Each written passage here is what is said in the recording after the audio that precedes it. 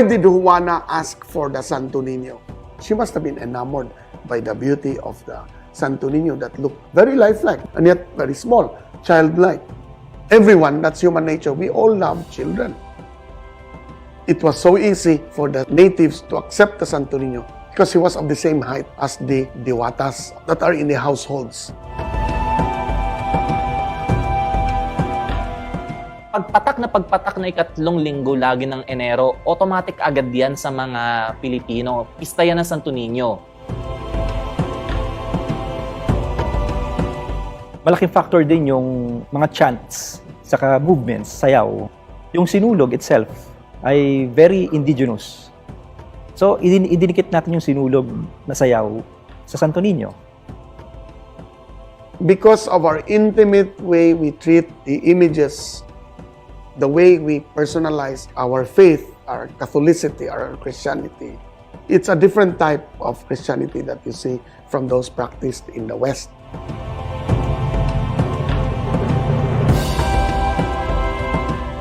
Kumbaga, sentral sa 500 taon na kasaysayan ng Kristyanismo, yung Santo Niño bilang isang historical at kultural na imahe na nagre-represent hindi lang sa paniniwala, kundi pati sa kultura at pagkataong Pilipino. Kumbaga, siya yung naging instrumento ng pagkakilala natin kay Jesus. Ito, hanggang ngayon, ang isa sa pinakamalakas na manifestasyon ng pananampalatayang Pilipino.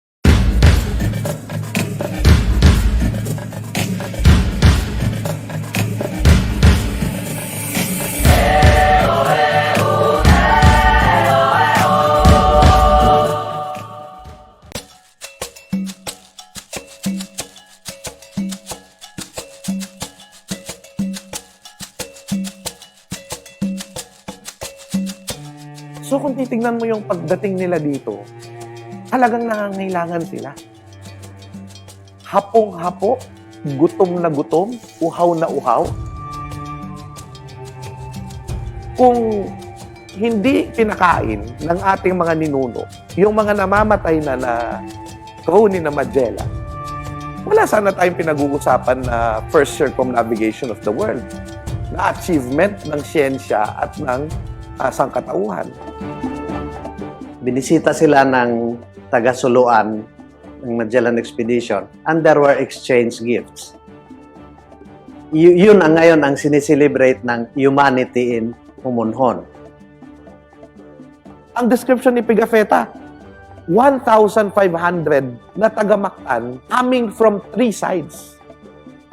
Talagang ginamitan ng talino at strategiya ng ating mga ninuno sina Magellan.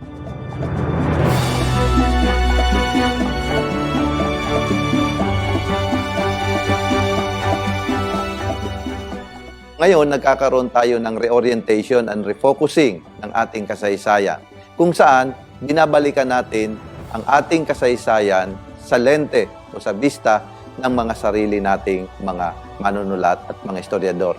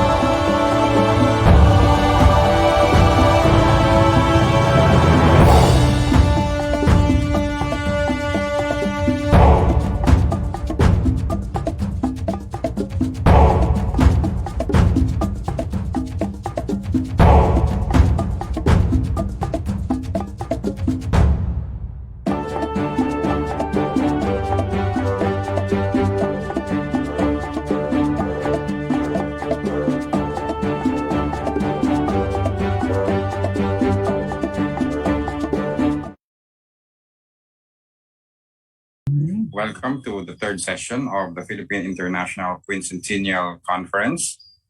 And to start this program, we shall have the Philippine National Anthem, followed by an ecumenical prayer.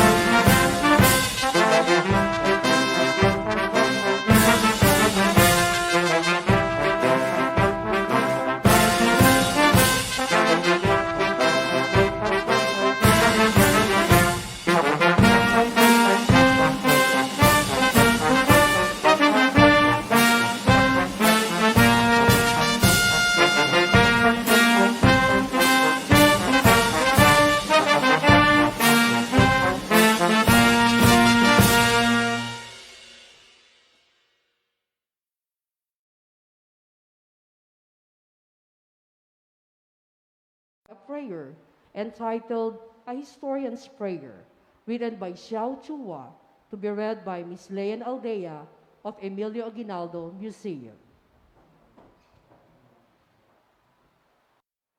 Lord of history, we humble ourselves to you in this critical time for our country. Thank you for the gift of knowing our mother country through our history, because it is only in knowing her that we can truly love her. Thank you for the realization that history is not just about the great personages who created and led the nation, but also about the people from the margins whose blood, sweat, toil, and tears built our country, that we may always be sympathetic to the plight of the common man. Grant us a sound mind to discern, with the guidance of your Spirit, what is relevant and true using our God-given reason. Give us the diligence in finding our sources, the most exhaustive we can get for any given topic.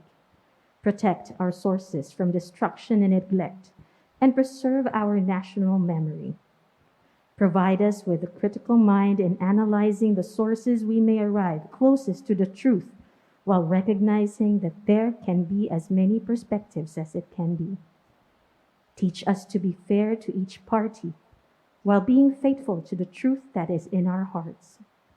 Remind us that history, aside from understanding and the complexity and diversity of the present, can also have the power to unite us and the power to make us proud of ourselves so we can build our own identity as a people. Demonstrate to us that our understanding of our own culture enriches our perspective of the past. Help us become a bridge of understanding between the academe and the people, and make us learn the lessons of the past so we could create solutions to our present problems towards attaining a better future. Despite the gifts that you have given us, may we stay humble and see our work as a way of serving our students, our readers, our publics. Yet, may we see ourselves as bearers of true enlightenment and justice, not enablers of darkness and ignorance. May the way we tell the stories of our past be relevant to our people, that they may learn something from it.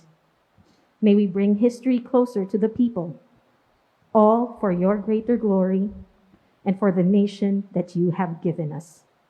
Amen.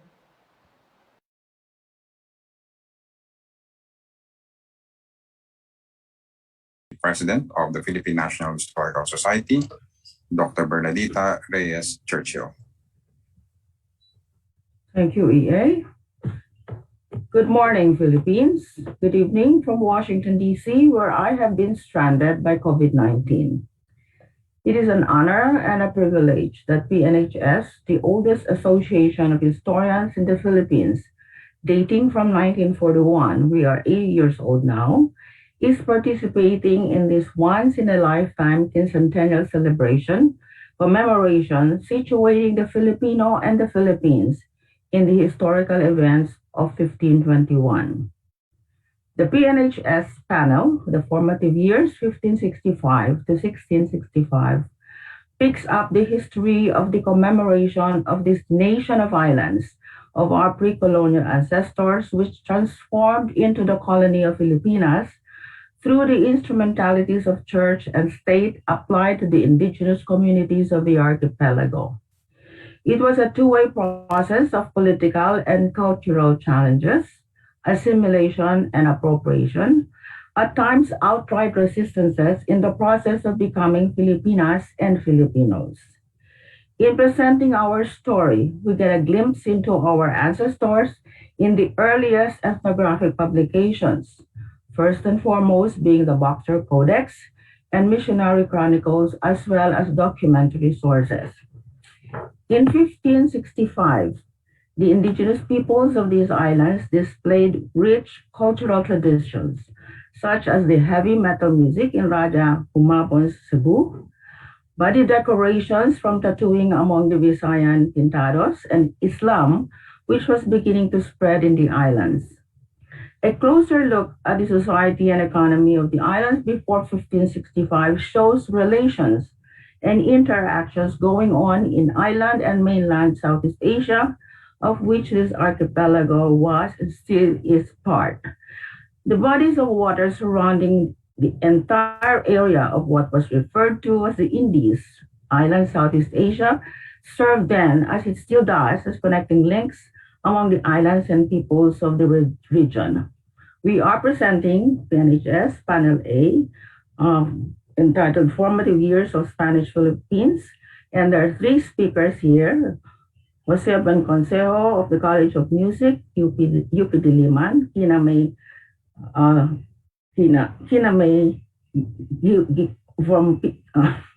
from PNHS Board of Trustees, Administrator of D1, and Rolando Barinaga. Let me turn over to the moderator this session, EA.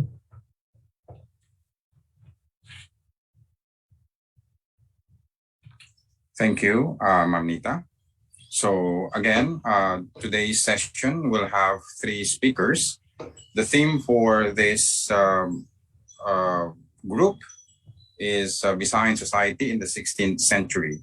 I'll be introducing first the first speaker, Dr. Jose Buenconsejo of the University of the Philippines College of Music. Dr. Buenconsejo has researched on Agusanon Manobo's spirit possession ritual, and look at it from a particular historical point of view of the materiality of communication. He has published an essay on the cultural history of the late 19th century Ilustrado piano music in Philippine modernities, which won the Best Book Award in Social Science in 2018 by the Philippine National Book Development Board. His interest in ethnographic research brought him to media representations, particularly producing, directing, and writing documentary film projects, one of which, Seven Dances of Life, was nominated in the Best Documentary Film category in the 2018 Gawad Urian.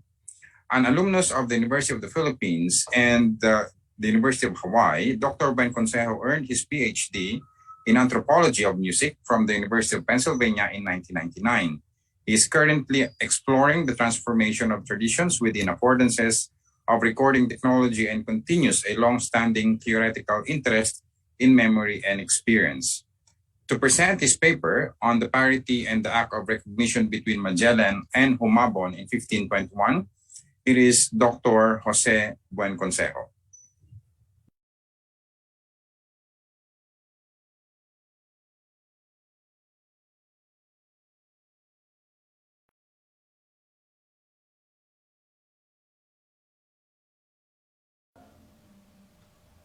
Antonio Pigafetta's narrative of his voyage around the world from 1519 to 1522, particularly that of Cebu in April 1521, is significant in the history of Philippine music because this is the first European written account of indigenous music instruments and rituals witnessed in the Philippine archipelago. These instruments were boss gongs, cylindrical drum, subing, which Pigafetta wrongly described as nose flute, bamboo trumpet, and in the vocabulario embedded in the account, a string of bowed instruments, or perhaps a string of a plaque lute, kudyapi. While the last three mentioned instruments did not survive in Cebu or in the adjacent Visayan islands nearby, following the onslaught of Spanish colonization in the next 300 years, these instruments are still heard in pocket cultures in the margins of the current nation-state, albeit with a different set of performative meanings.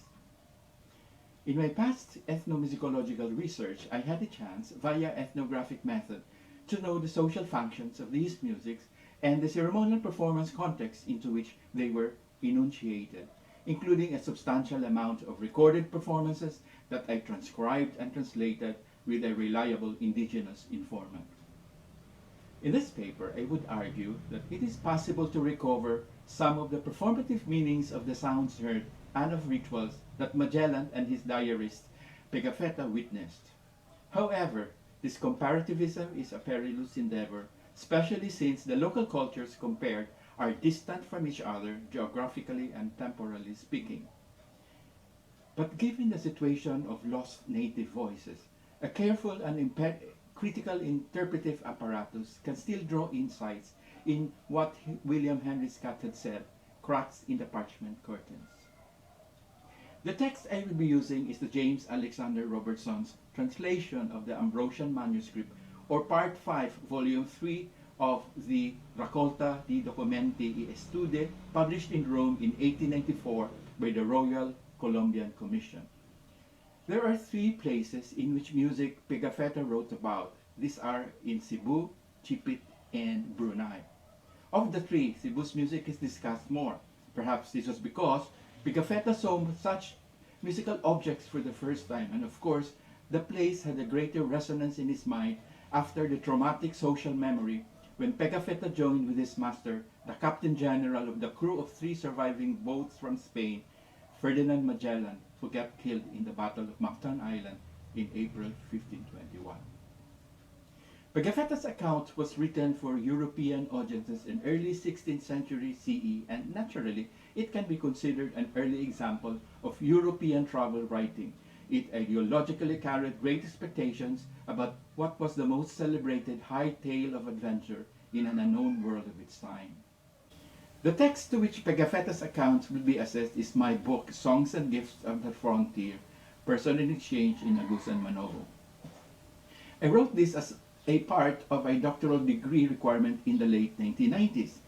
The book contains complete text transcriptions of 3 rituals, each realized with a different purpose and performance. It also contains 3 stories about material exchange practices, one of which is about survival and food, that is, on the basic theme of reciprocity between nature spirits and human society. Following ethnographic studies, my interpretation and analysis of Manobo rituals strove for cultural coherence. It links the myth of reciprocity with ritual, specifically in the discussion about the different kinds of ritual objects. At the outset, let me state this. Some ritual objects are movable, as in liquor, pig, and arikachu, while others are immovable, such as the symbolic tokens of individual persons called panyadjag.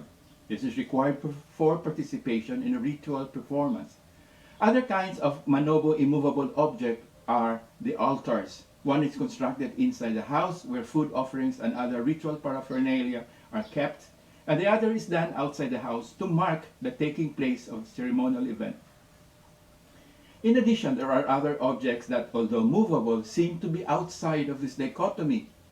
And using a heuristic method, I have simply called them existence.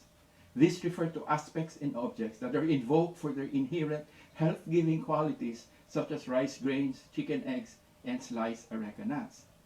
I claim that my research is based on ethnographic authority, having gone through the normative fieldwork processes such as participant observation and exegesis of ritual language.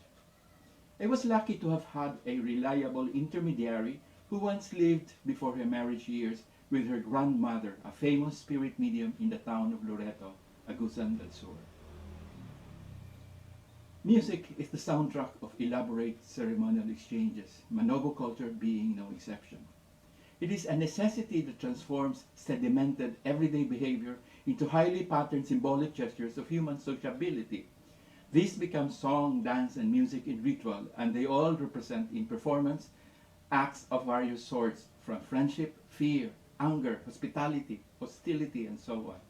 I would argue in this essay that it is possible to a certain extent to infer the social meanings of exchanges that transpired in the first contact between the Iberian sailors from the Spanish Empire and the inhabitants of Cebu Island. The goal is not to reach a deterministic interpretation, but to a fuzzy, local experience near interpretation. Yet, as any scholar would do, one strives for cultural coherence that makes sense in relation to ecology and a people's way of life in a place.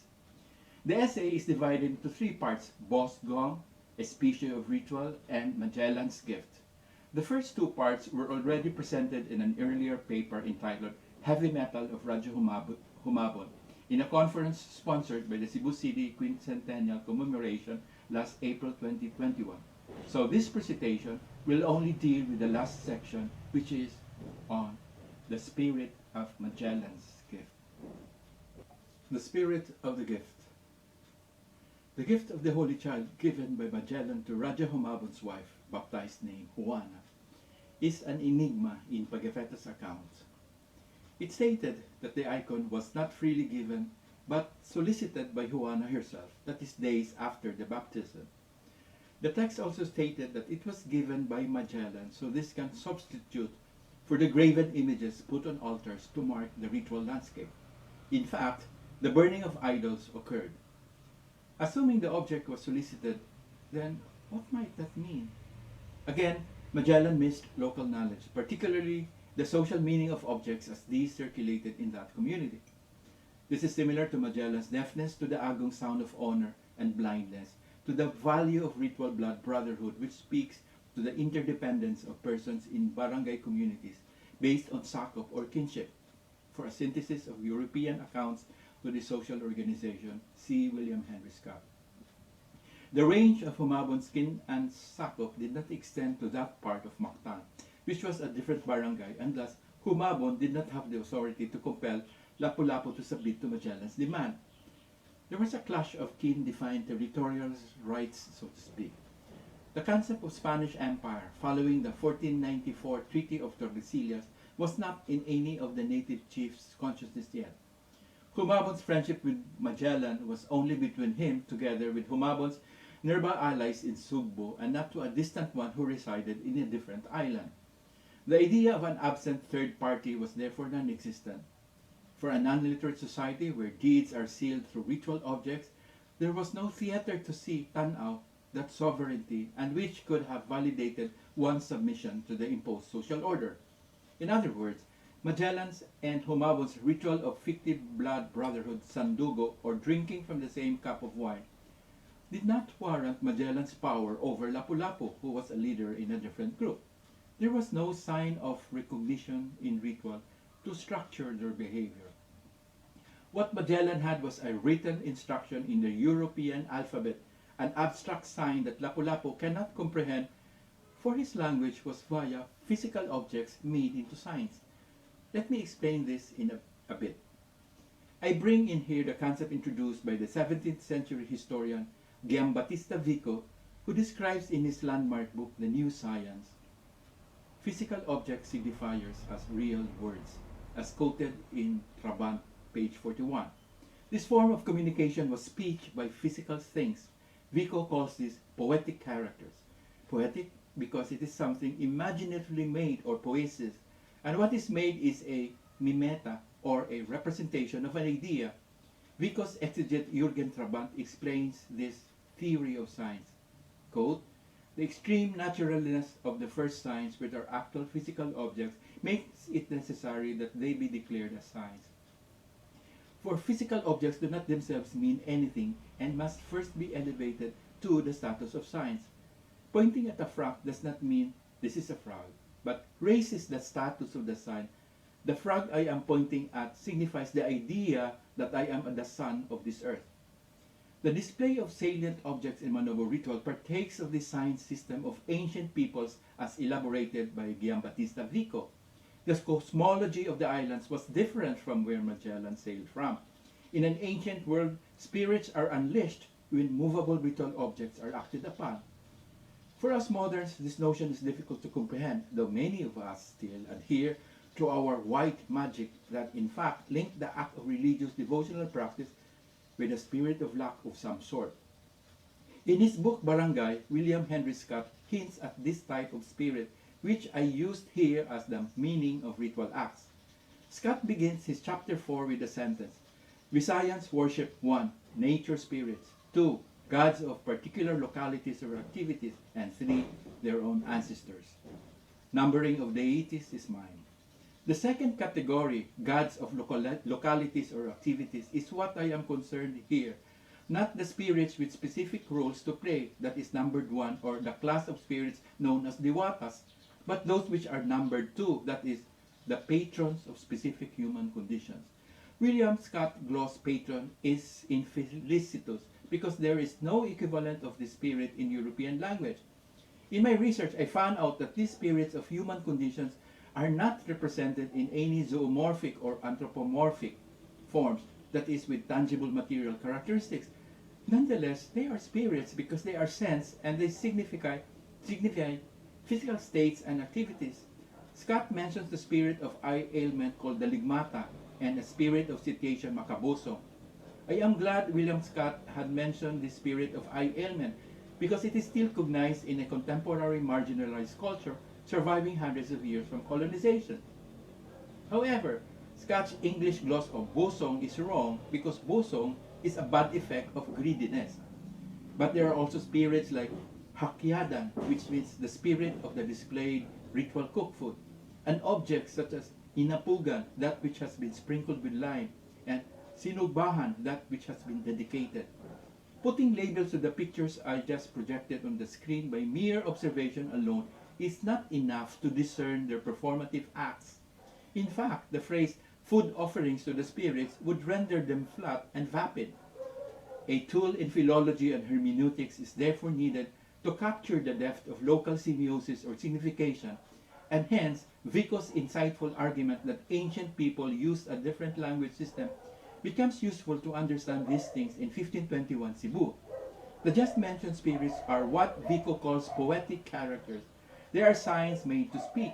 They are what William Scott has called spirits of activities, with the word spirit here meaning not the diwatas, but one that is akin to the notion of metaphysical force, like the notion of buyag, usog, karma, or soang, kiham among the Manobo. This is power that rebounds as a part of the deed done, that is, that thing that creates hunger, satisfaction, fulfillment, and so on.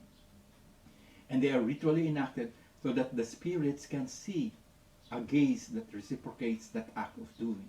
The meaning of the act of Humabon's wife asking for the Holy Child icon from Magellan can be deduced from the aforementioned dynamics of local signification, which is based on indigenous knowledge.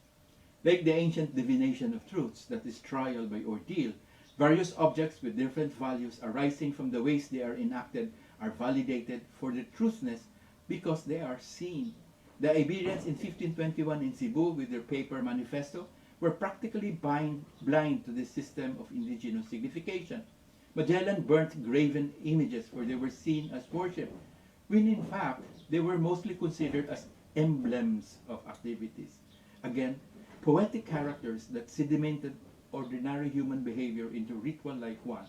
They were more like the Manobo ritual objects, representations of human activities in Manobo cosmology that are put in display as speaking with objects, marking human deeds in space and time.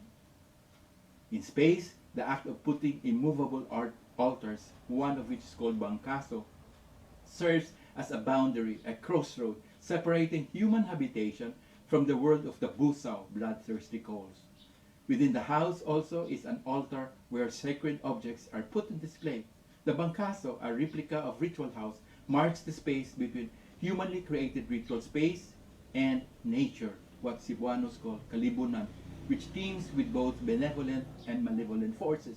These zoomorphic images are never worshipped as the Christian evangelists had believed in them. They are therefore spirits to see and be recognized, and evidence of which is that they are later wiped with the sacrificial blood as a means of showing or indicating the overall performative imperative or act. Catholics putting on benditado nga lokay by the doors and windows of their houses has a close meaning, and so would all other objects that are subsumed under the English words charm, talisman. The important thing is not in the objects per se, but in what the owner of these objects does to make them speak or act in the world. As mentioned in the beginning of this essay, other ritual objects are manipulated and are thus movable in a literal sense of the word through consumption. To this class of ritual objects belong the sacrificial animal, the betel chew, wrapped in betel piper leaf and sprinkled with lime, root crops, tobacco, cigarettes, and liquor. The story of reciprocity that I documented and which I related to ritual acts deals with this theoretical issue. One is interested in how this movable type of manobo ritual object in exchange creates social affinity or kinship patterns, and it is to this type of object that the icon of the Holy Child is pertinent, since it was a gift exchange between persons.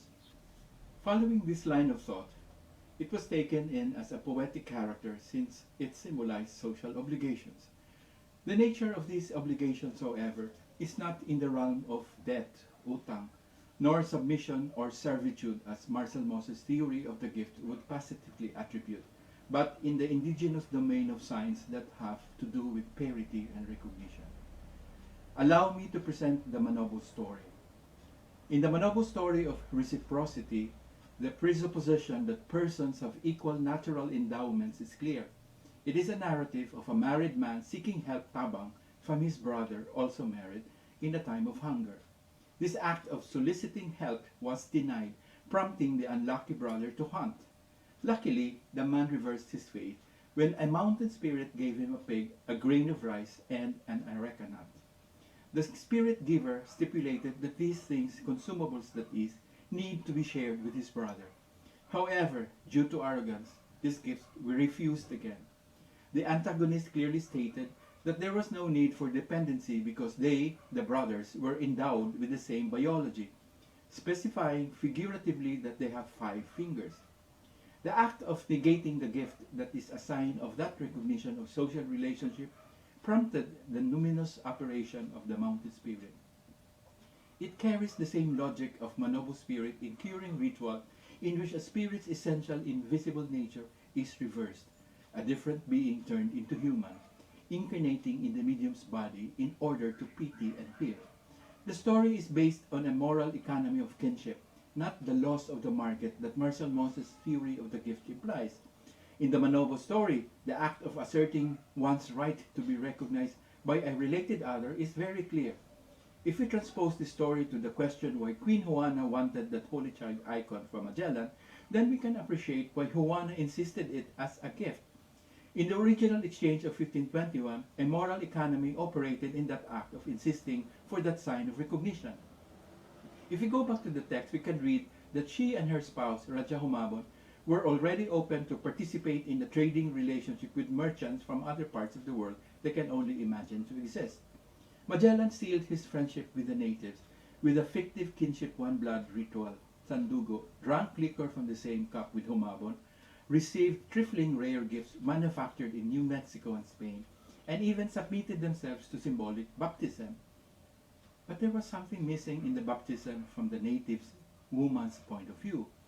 While Humabon already did see his act of friendship affirmed, there was not yet for his wife. There was no concrete object which materiality could have sealed the ritual proceeding in terms of indigenous cultural knowledge. The assertion to have this object can therefore be understood, informed by the Manobo ritual symbolism, as a marker that would attest to the deed of friendship. If Magellan insisted their friendship be sealed in writing, much to the unintelligibility of the islanders who were non-literate, then Queen Juana was correct in insisting this object be given to her, which is a concrete proof of their shared purpose to be friends. It was for the receiver a balos, a reciprocating act or ganti in Tagalog society that achieves the value of parity or equality. Through time, this act of friendship with Magellan since ancient times would be remembered in a Manobo ritual performance that I documented in 1996. The term Magellan is uttered by a spirit medium possessed of a spirit guide to indicate what was happening in that part of ritual performance when the spirit is invited to partake of the performance.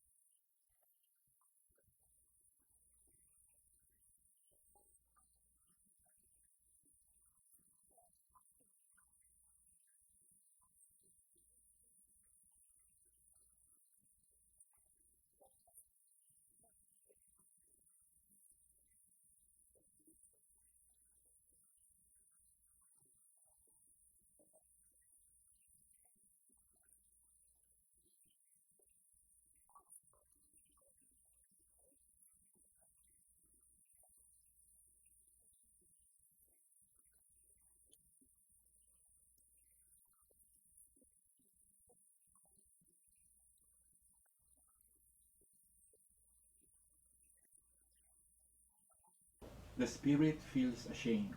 Of course she would, as she was in my presence a supposedly materially affluent Visayan. Following this line of argument, the sensation that the spirit of activity is embodying is a sematological sign object that is made to speak. Broadly speaking, the indigenous concept of spirit is that of poetic character, for it is an embodiment of ideas made concrete as the word is in literate cultures. Going back to Cebu, the icon of the Holy Child as a poetic character is hopefully understood at this point. Once it was received by Juana, it was safeguarded as a posaka heirloom, for it embodied the act of friendship, though it failed to an otherwise memorable event of 1521. The non-return of Magellan's dead body was similar.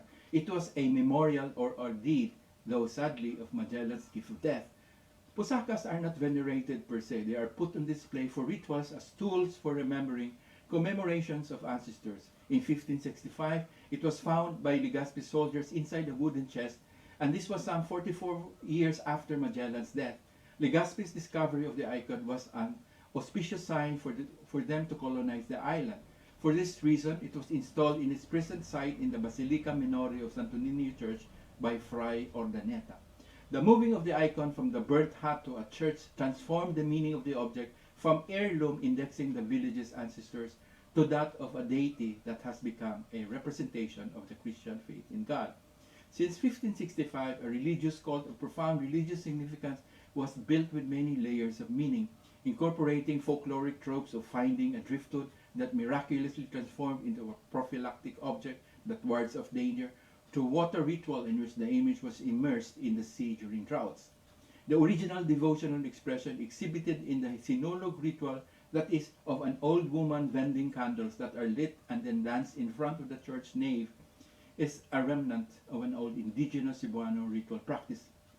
The term Sinulog ritual dance to the Holy Child is a Cebuano term for a style of dance that is perceived to have come from Sulu area.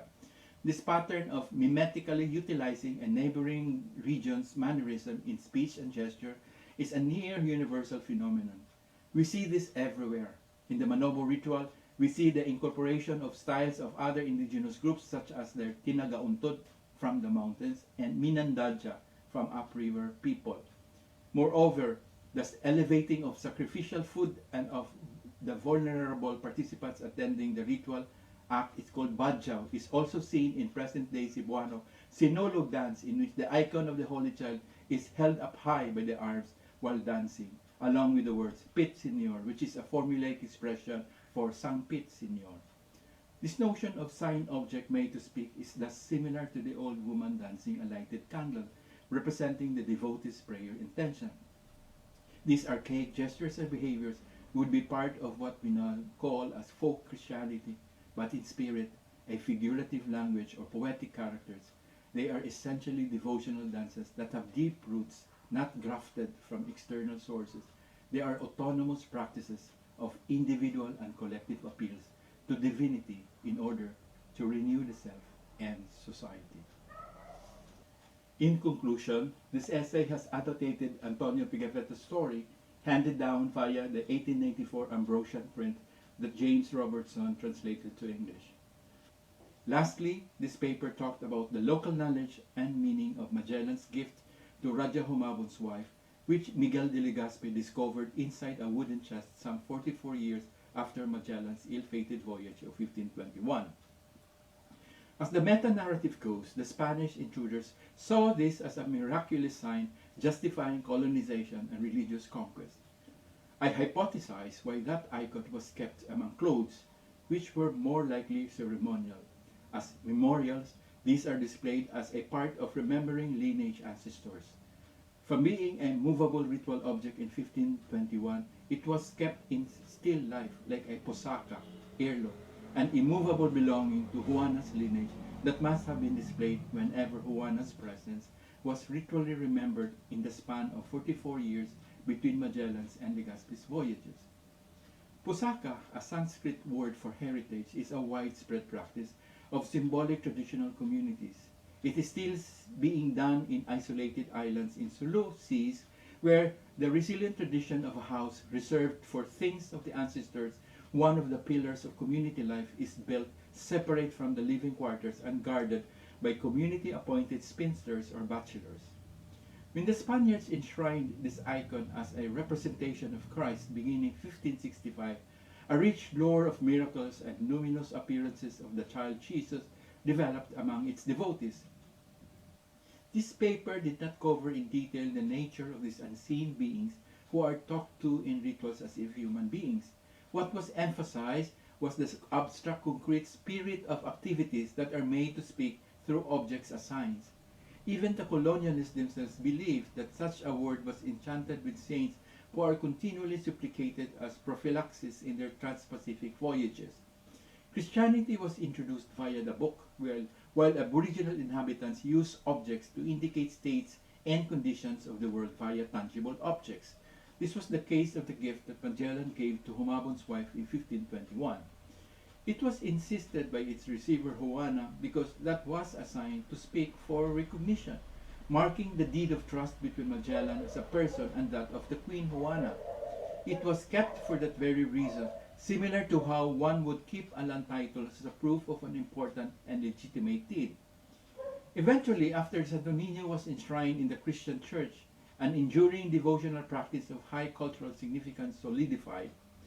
Today, the Holy Child has become a symbol of family life, that is, one which refracts family life, especially parenting children in the barangay. But in 1521, the Santo Niño was just a sign that accomplished the act of friendship among strangers. It was the sign object that was part of a promise for reciprocal commerce that could have possibly and positively lead to equality and mutual benefit.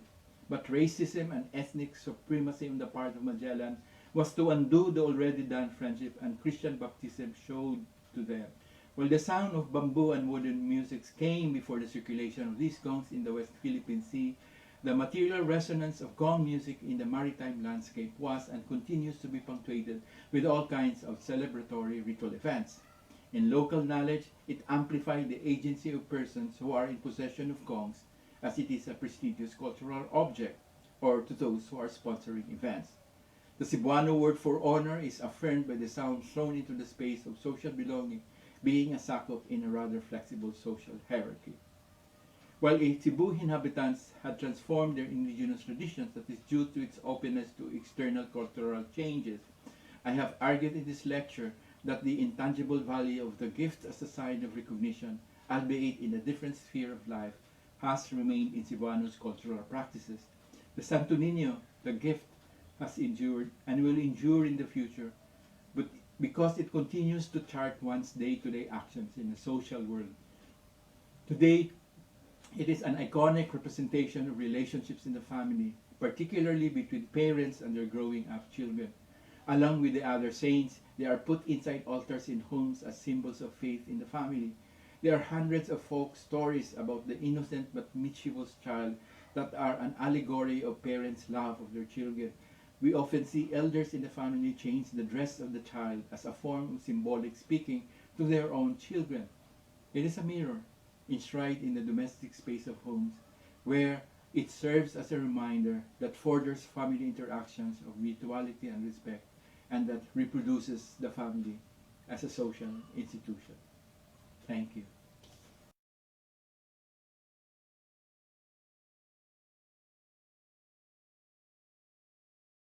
Thank you very much, Dr. Ben Consejo.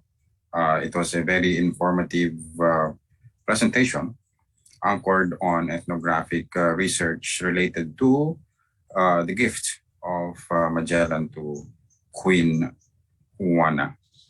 Okay, again, thank you, Sir Jojo. And we'll now move on to our next speaker, Ms. Kina Gonzalez Juan, who's going to talk about of tattooing practice of the Visayas in the early Spanish period. Ms. Kwan is an independent researcher and heritage worker based in Eastern Visayas, where she focuses on the history and heritage of the Waray and the history of the 20th century refugees in Tubabao Island. A native of the Visayan Islands, she is currently working as the municipal administrator of her hometown, the historic town of Giwan in Eastern Samar, and has been leading its historical and heritage programs, including the quincentennial commemorations in the Philippines. She received her master's degree in cultural heritage studies from the University of Santo Tomas Graduate School, and is currently studying urban and regional planning from UP Diliman. She is a board member of the Philippine National Historical Society and a member of the International Council on Monuments and Sites, Philippines. So to talk about her paper, Liwan, investigating the colonial curtailing of the tattooing practice of the Visayans in the early Spanish period, here is Ms. Kina Gonzalez Juan.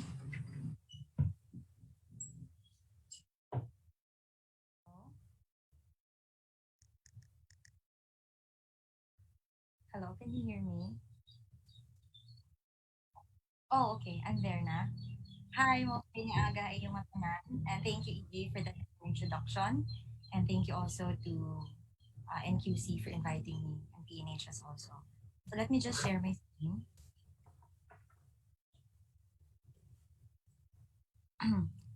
So today's panel convened by PNHS is about the formative years of the Philippines, 1565 to 1665.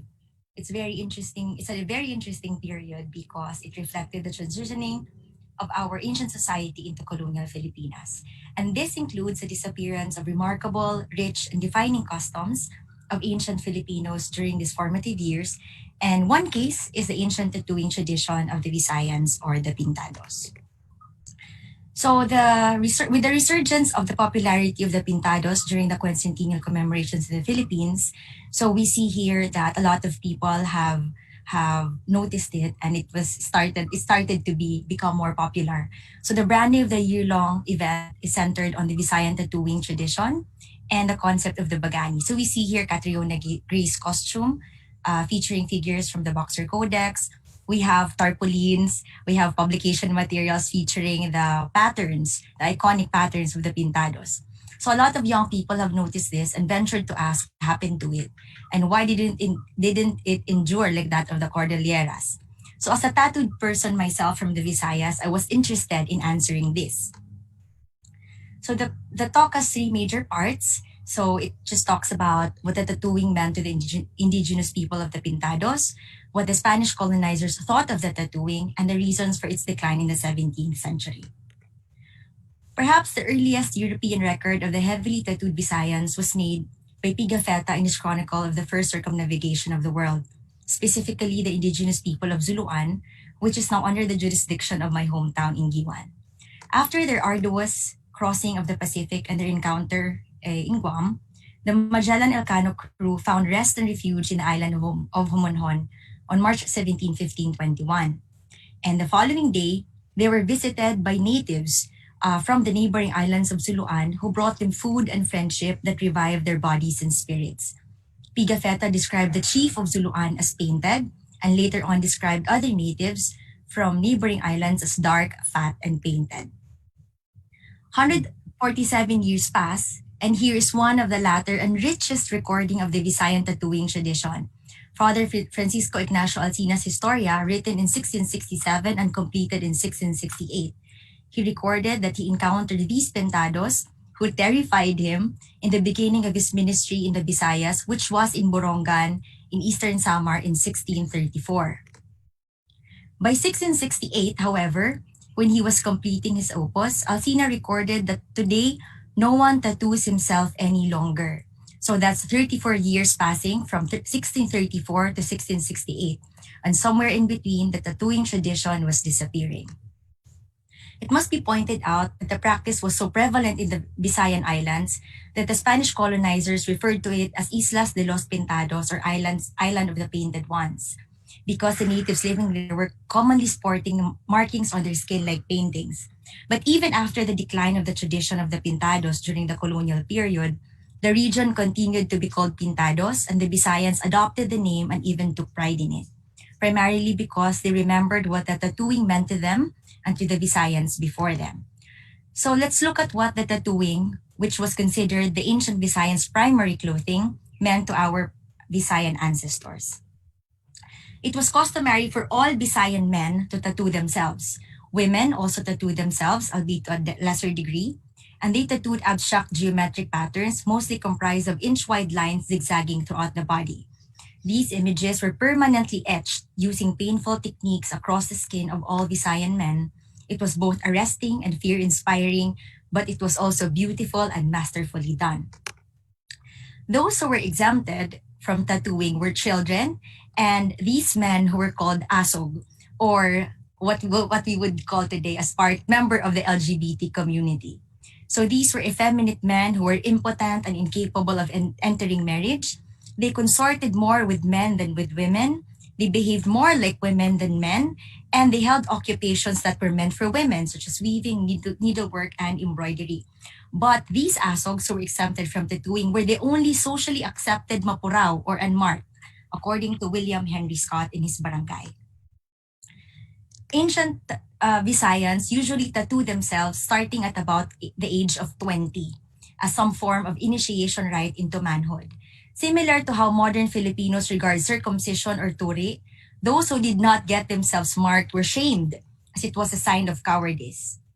Some men postponed undergoing this rite of passage out of fear, particularly because of the traumatizing and painful process of ancient tattooing. So what did these tattoos mean? So first, these tattoos were a mark or brand or badge of isog, which in our language means bravery, valor, ferocity, and nobility. So Alcina says that among them, it was a sign of cowardice not to tattoo oneself, for they said that if such an individual lacked the courage to suffer the pricking of friendly needles, how could he ever bear the pain of the spears of the enemy? So because of the pain, the tattoo itself were what William Henry Scott termed as visible signs of physical fortitude. The tattoo began at the instep or the ankle up to the groin, waistline to the chest, and the entire length of the arms. The neck, cheek, eyelids, nose, lips, and forehead were only tattooed on men who were more courageous and bold. So looking at the modern day tattoo paint chart for men, so it's different for men and women, we see that the face and neck are located in the red zones, as these are areas with many nerve endings that can be irritated during a tattoo and may cause severe pain. And therefore, only the bravest of them would sport more tattoos, especially on the face.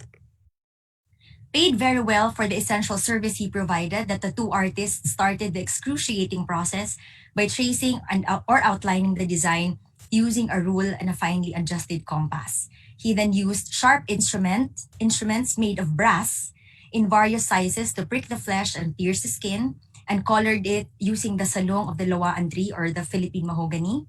And then the fresh leaves is very interesting because it's related to COVID-19. But it's interesting because after the tattooing, they had to isolate themselves for 9 to 10 days to recover and to prevent getting their wounds infected. Some experienced fever, spasms, inflammation, and even death from infection. Some interesting terminologies pertaining to the practice, which we still understand today in the Visayas. If one did not have markings, he was called mapurao, or unmarked, or clean, or natural colored. If one got himself tattooed, but he was not brave or did not perform any noble deed, he was called the derogatory term halo, or monitor lizard, who looked fierce but was actually timid.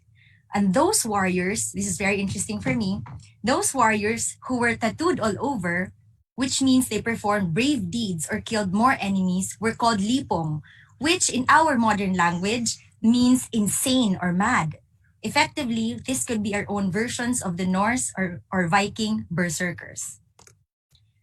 As tattooing tradition had so much to do with bravery, it reflected the warlike culture of ancient Visayans. Father Chirino observed that the Visayan men painted themselves when they have performed some brave deed, and if they have performed a new feat of bravery, they were allowed to get more tattoos or to be painted. The Pintados were a warlike race and had a tradition of launching raids seasonally throughout the year, thereby providing many opportunities for men to showcase their bravery in battlefield and earn tattoos. Visayans commonly waged war to acquire wealth or address practical needs or to exact vengeance. So assault by land was called pag-ahat, assault by sea was called pangayaw. And speaking of wealth, one who possessed slaves, bulawan, bahandi, or treasures and agong which were acquired through raids were considered the wealthiest. And for vengeance, the Pintados did not spare any effort. They would go further to greater distances than the raids meant to acquire wealth, and later we'll see why. The most celebrated form of warfare, according to Alsina, was the sea raiding or the pangiyaw or pangayaw, which was annual but seasonal. So he defined it as to pirate, to steal, plunder, attack, to assault, or infest the sea. The economic purposes of pangayaw, as recorded by Scott, was to plunder and loot, to carry off women as brides, to seize slaves as like acquiring labor force, and to initiate or enforce alliances for trading networks. The raiding, according to Scott, was a means of obtaining labor needed to gather products for trade. But other than the practical and economic purposes of the pangayaw, it was also done to retaliate for injuries done by another community, such as treachery, murder, or theft, which had to be avenged not only to prevent future offense, but to prevent a deeper and longer suffering caused by gaba. This gaba is a supernatural punishment of the spirits of the avenged. Gaba is still a powerful concept that Visayans believe in today.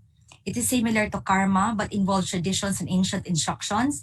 And if one does not perform the sorondon or ancient instructions and traditions, they would be subject to a certain supernatural punishment or a longer term form of suffering. And in fact, growing up, my elders would always use this and say, gagabaan ka, and which would lead me to follow their instructions and be afraid of not following what we call the sorondon. So the pangayaw to seek vengeance then was a necessary activity to ward off the gaba. Aside from duty to ancestors, pangangayaw was closely linked to the concept of duty to the community. So Dr. Vicente Villan, a Visayan historian, emphasizes this duty of the Visayan tattooed warriors to their community. And this is to maintain life, ginhawa or breathing, the pride or dangal of their community through raiding and waging of battles. So this is to protect life, improve the well-being of community, and to give pride to one's community through the pangangayaw. And successfully performing these duties to their community and to their ancestors then warrants one with a tattoo. Tattoos were also a primary form of clothing. According to Chirino, their proudest attire or an inside dress. So much so that the men customarily wore the bahag, not only because it was hot in the Visayas, but also to be able to display the tattoo markings all over the body. Villan argues that while the garments protect the skin, the tattoo protects something deeper. So it protects what we call the dungan, or the inner force, from dark elements, which perhaps is the most important purpose of the batok to ancient Visayans. So what is this ancient Visayans concept of dungan. It is the life force, according to Alicia Magos, which goes along with with and animates a living person, as opposed to the kalag, which becomes the name of the dungan when one is already dead. The term dungan literally means sabay, or to go together, or to go at the same time. So when I say kadna dungan kita pangaon, it means let's eat together or sabay tayong kumain. So it makes sense because the dungan goes along with a living person. It can also mean soul stuff, alter ego, spiritual twin, certain power every human being is endowed with. It is also like willpower or capacity to dominate others. And it has three manifestations. Isog, referring to courage, bravery. Kusog, physical strength, vitality. Kaadman, intelligence, wisdom, and ability or expertise. But the dungan needs protection and nurturing, which can be provided by the tattooing tradition. So Villan theorizes that the tattooing concealed the dungan and its manifestations from the bad spirits. And it can also be said that the greater the extent of the tattoos, the more intense the force of his dungan. And we can see this in these anecdotes by Alcina. He says that these men, inspired by some spirit greater than those of their own genius and talents, they became feared and very daring in their own circle. And he even said that the principales descended from the lineage of ancient tattoos were born with much greater valor and spirit. And it seems as if blood urges such one to command. And this is very interesting because he says, a single word from them is worth 10 of ours. And this really reflects a very, very strong dungan. And therefore, the tattoos reflect one's wealth and valor, participating in the pangingiya or heroism, fulfillment of his duties, and his strong dungan. And it is not surprising then, as Scott mentioned in Barangay, that all royal chieftains encountered by early Spanish officials were clothed in their tattoos and bahag. So it was also an ancient form of art or beauty specially exhibited by women. So in summary, the tattooing tradition was closely related to many aspects of the ancient Visayan society, from warfare to economics, beauty to spirituality, and governance to social hierarchy. However, the foreigners saw it differently. So let's see what they thought of the Visayan tattooing. I compiled early sources of Spanish explorers, officials, and missionaries, and what they had to say about the tattooing. So we have Pigafetta, and we have an anonymous recording from 1572 wherein he recorded how the Pintados Indians from Panay assisted Juan Salcedo in his exploits in Luzon. We have 1573 Arteda, who described Visayans with carefully drawn handsome figures, and Luarca also the same. And then by 1590, circa 1590, we have the most detailed illustrations of Visayan Pintados. We have Chirino in 1604, Antonio de Morga in 1609.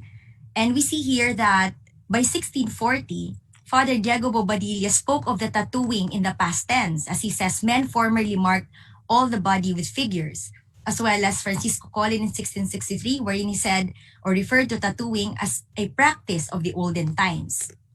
But no early Spanish description compares to the intensity and spice of Father Alcina's portrayal of the bato.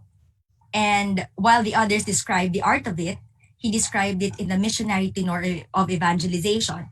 So he says that the tattooing possibly originated from the devil, and the natives imitated the devil who appeared to them. So it was not only satanic also, but it was useless and horror-provoking.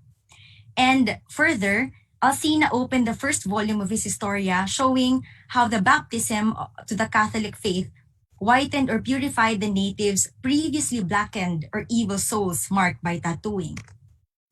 And these negative perceptions by our new rulers rendered tattooing as a deviant practice that needed changing, or liwan. So how did this defining and distinctive tradition become obsolete in less than a generation? So this paper offers two main reasons. One is the arrival of the new faith and the establishment of a new society. So Alcina says that today no one tattoos himself any longer because it was not permitted anymore by the father ministers of the gospel because it was such an ugly stain. So when Christianity became the dominant religion in the Visayas, and more natives were baptized into the faith, the tradition then started to decline. And in the New World, according to Alcina, the main thrust of the Catholic Spanish missionaries was to reform the ancient customs. And the way they wanted to tame our ancestors' ferocity was through the gentleness of the gospel. So with regard to tattooing, therefore needed being unchristian and therefore needed to be reformed, let's see the biblical context. So we have here a specific Mosaic law, Leviticus chapter 19, verse 28, that actually explicitly prohibit tattooing. So it says, you shall not make any gashes upon your flesh, or put tattoo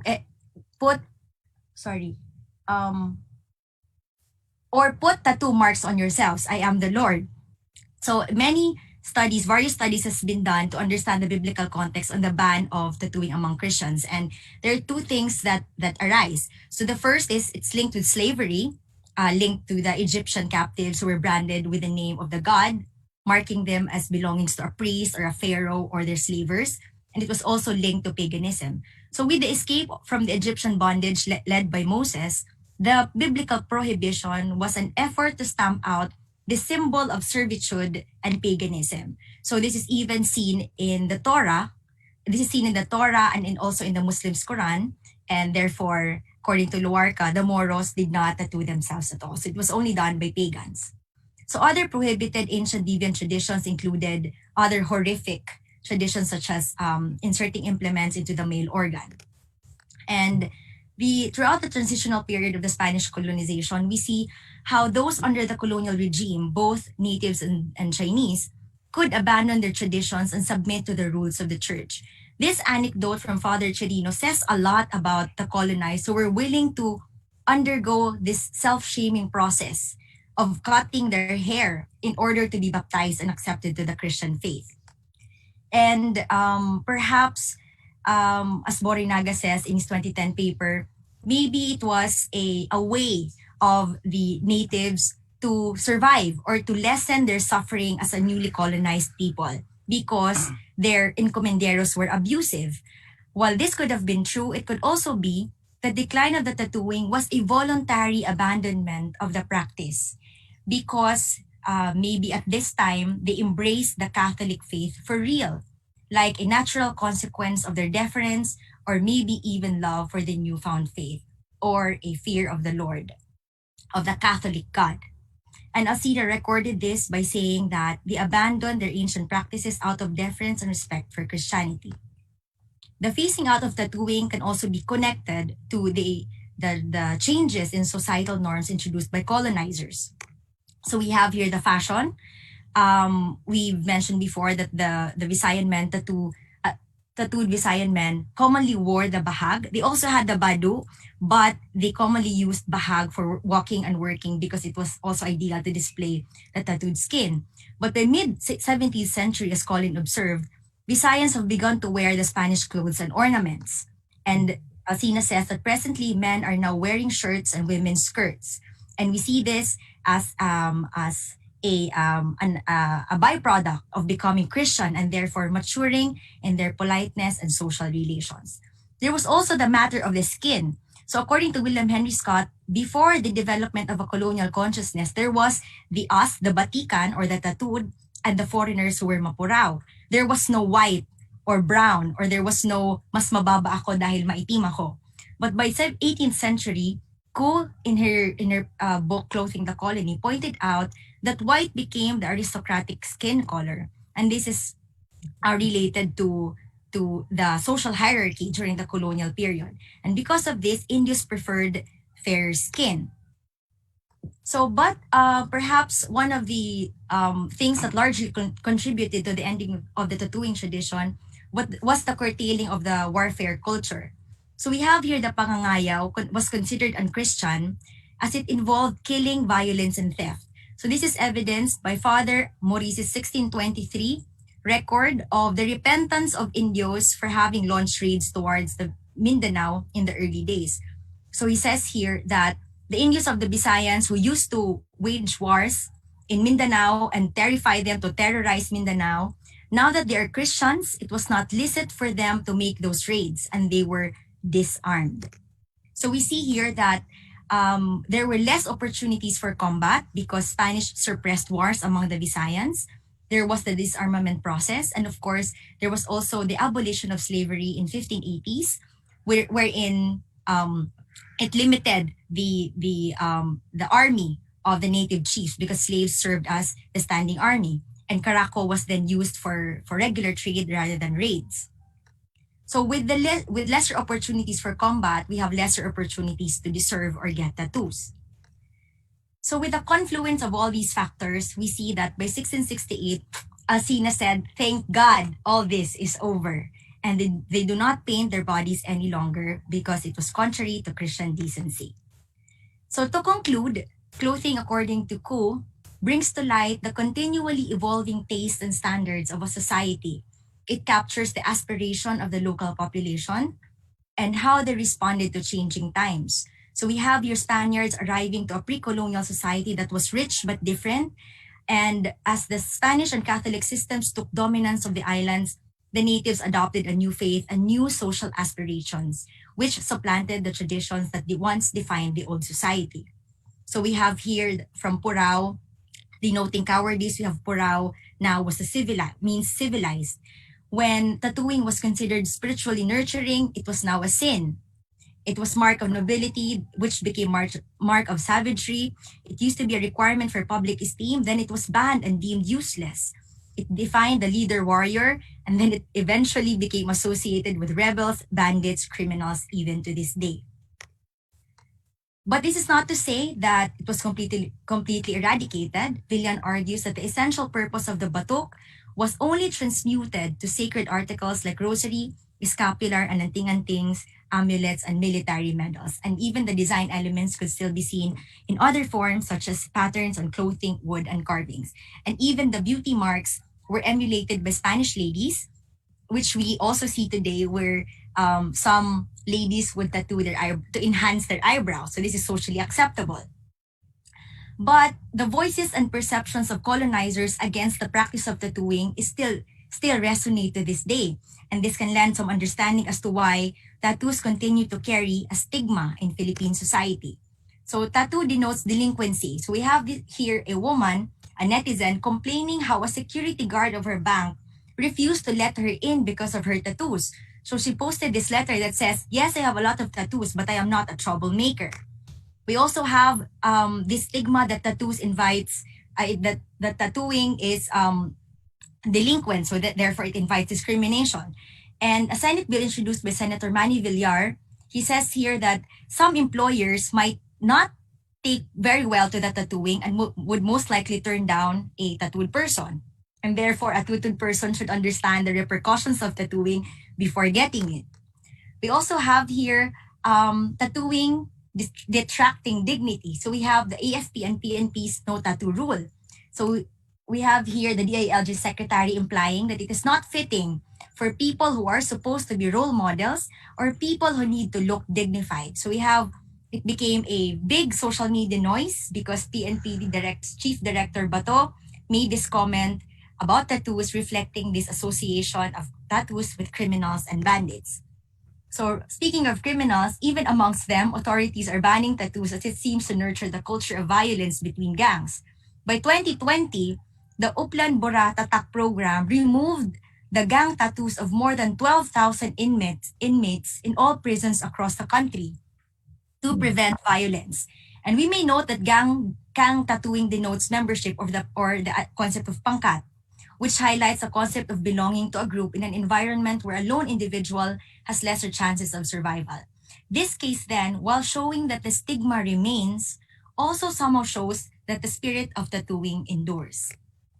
In a more positive light, modern tattooing, while still some associating a stigma to it, continue to reflect the spirit of batok or tattooing, how our ancestors more than 500 years ago regarded tattooing and the pride they had in wearing their tattoos have remained amongst those who appreciate it.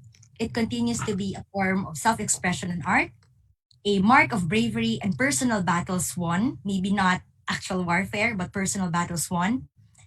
And tattooing continues to serve its spiritual purpose, to protect the dungan, perhaps not anymore from evil spirits, but through a personal and permanent reminder and communication of one's own identity etched onto the skin, a mark and reminder of one's strength, identity, and inner force. So this is my personal tattoo, and it says Maisog, written in Surat Binisaya using the Giwan syllabary. Thank you. Damo nga salamat. Thank you very much, Ms. Juan. Damo nga salamat for that very interesting presentation. No, actually, she talked about the history, the meanings, context of the ancient Visayan tattooing, and I'm sure kasi diniscuss niya lahat, no, hanggang sa ngayon, no.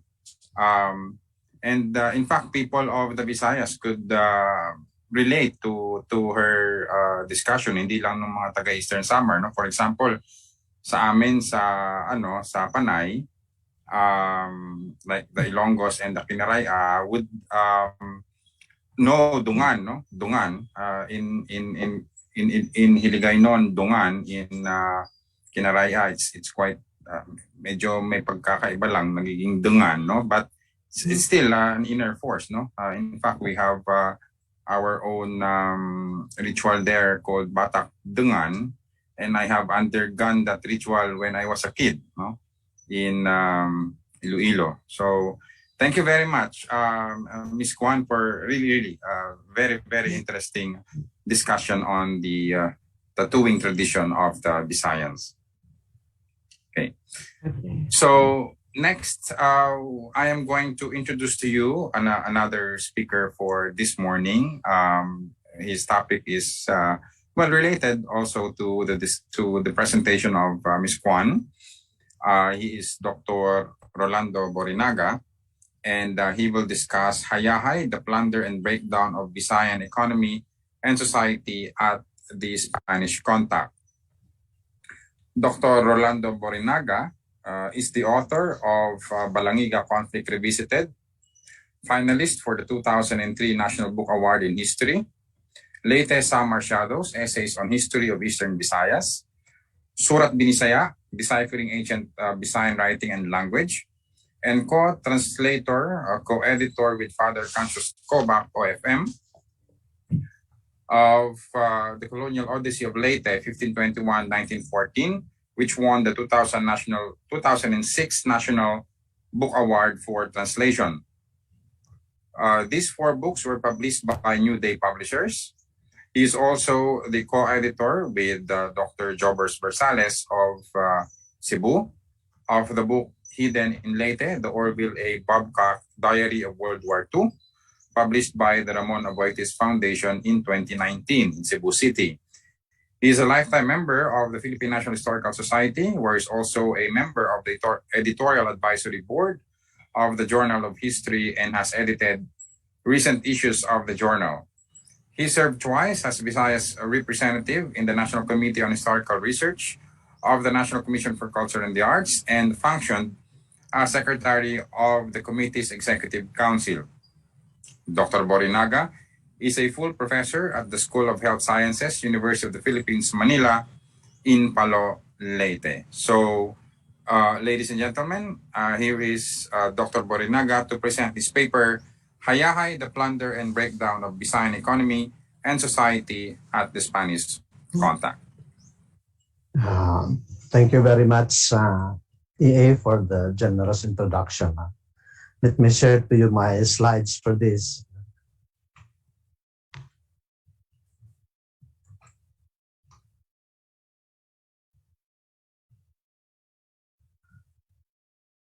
Okay. So that's the title of my presentation, Hayahay, the Plunder and Breakdown of the Visayan Economy and Society at the Start of the Spanish Colonization. In my paper, I focus on the plunder and breakdown of the Visayan economy and society at the onset of the Spanish colonization of our country, as capsulized in the altered meaning of the Visayan word Hayahay and how our ancestors cope with the social disasters. In terms of analytical methods, I use the confrontational approach and the cracks in the parchment curtain approach in revisiting the past. My paper reproduces the entire sections of another paper I published in 2010 and provides slight revisions and or updates based on new data and sources that had surfaced since then. I complement them with descriptions of linguistic nuances of the Visayan terms used. One section was about the Visayan land and society in 1521.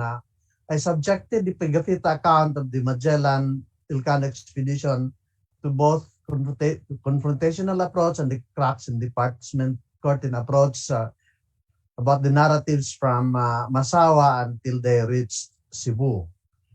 And from what I had read, I came up with the hierarchy of Visayan society at the Spanish contact that included Rajas, who were the acknowledged rulers and protectors of large territories, Rajas' wives, princes, and or heirs apparent and close relatives, then the chiefs of adjacent villages or settlements who were allied with their territorial Rajas, assortment of followers, men, women, and children, and native warriors who took orders from their local chiefs.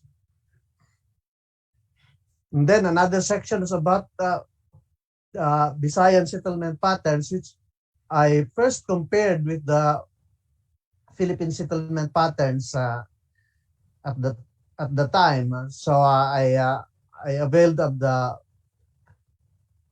table, the presentation used by Phelan in the Hispanization of the Philippines. Column 2 to 5 there came from Phelan, and column 1 were the Visayan terminologies taken from various authors and chroniclers, but these terms are basically not found yet in our textbooks. The early Spanish rulers decided that the barangay, which they pronounced as barangay, the Spaniards pronounced it as barangay, was the basic unit of society in the Philippines, composed of as many as 100 houses, sometimes even less than 30, which was based on the document titled Las Costumbres de los Indios Tagalos de Filipinas by Franciscan Father Juan de Plasencia, commissioned by the Spanish civil authorities and submitted in 1589. The report contained his attempt to collect and analyze the information about the Tagalogs. Father Plasencia's report became the basis for Spanish laws and policies and allowed the Spaniards not only to govern, but also to reconfigure and reconstruct Philippine society. The report virtually ignored the reality of the Tagalog bayan or pueblo as a higher level of government. Similarly, it ignored the Lungsor or Lungsod in Cebuano Bisayan or Bungto in Liti Samar Bisayan. This is the Bisayan equivalent of pueblos. The fact is that barangay was the Bisayan term for a boat with that name. Never a settlement, just the boat. No? Thus, it remains a mystery why Father Plasencia did not avail of the word balangay, which was the Tagalog term for both the barrio and the boat with that name. The ancient name of the domain of the Bisayan Dato was Gamuro, recorded in 1668 by Father Alcina, never a barangay, which only referred to a boat. But this term, Gamuro, disappeared early on and was no longer listed in the Sanchez 1711 dictionary, which casually mentioned barangay in many pages as the village level government unit headed by a cabeza de barangay, barangay head. The Visayan terms for the Spanish structured barangay as government unit in later were Haop or Duluhan, both defined as a gathering of vassals under the cabeza de barangay. Haop seems to be an old word for a cluster of people or things. Duluhan is presumably rooted in duhol, to convey or to deliver. So it seems that barangay as structured consisted of about 25 tribute-paying subjects and their dependents, then headed by the cabeza, and then they had their clusters under the encomienda. They had one central barangay where the collected tributes will be delivered, and that seemed to be the duluhan or dulhan. Now, the next section was about social classes, which in this table I compared with the Tagalog social classes known in our textbooks. So yung sa Tagalog, may Dato, Maharlika, Timawa, and Alipin. But for the Visayas, it was Dato and then Tumao, which was actually introduced by Alcina in a still unpublished document, was actually the equivalent of Maharlika, and Timawa, of course, and then the Visayan word for slaves was Uripon. Father Alcen has this illustration of the Visayan, Dato, and Uripon social classes. Generations of Filipinos have been made to believe through our history textbooks that there were only three social classes in pre-conquest Philippines: Dato, Timawa, and Alipin. One popular textbook has it that the nobles called Maharlika, including the Dato, constituted the barangay aristocracy, the highest social class.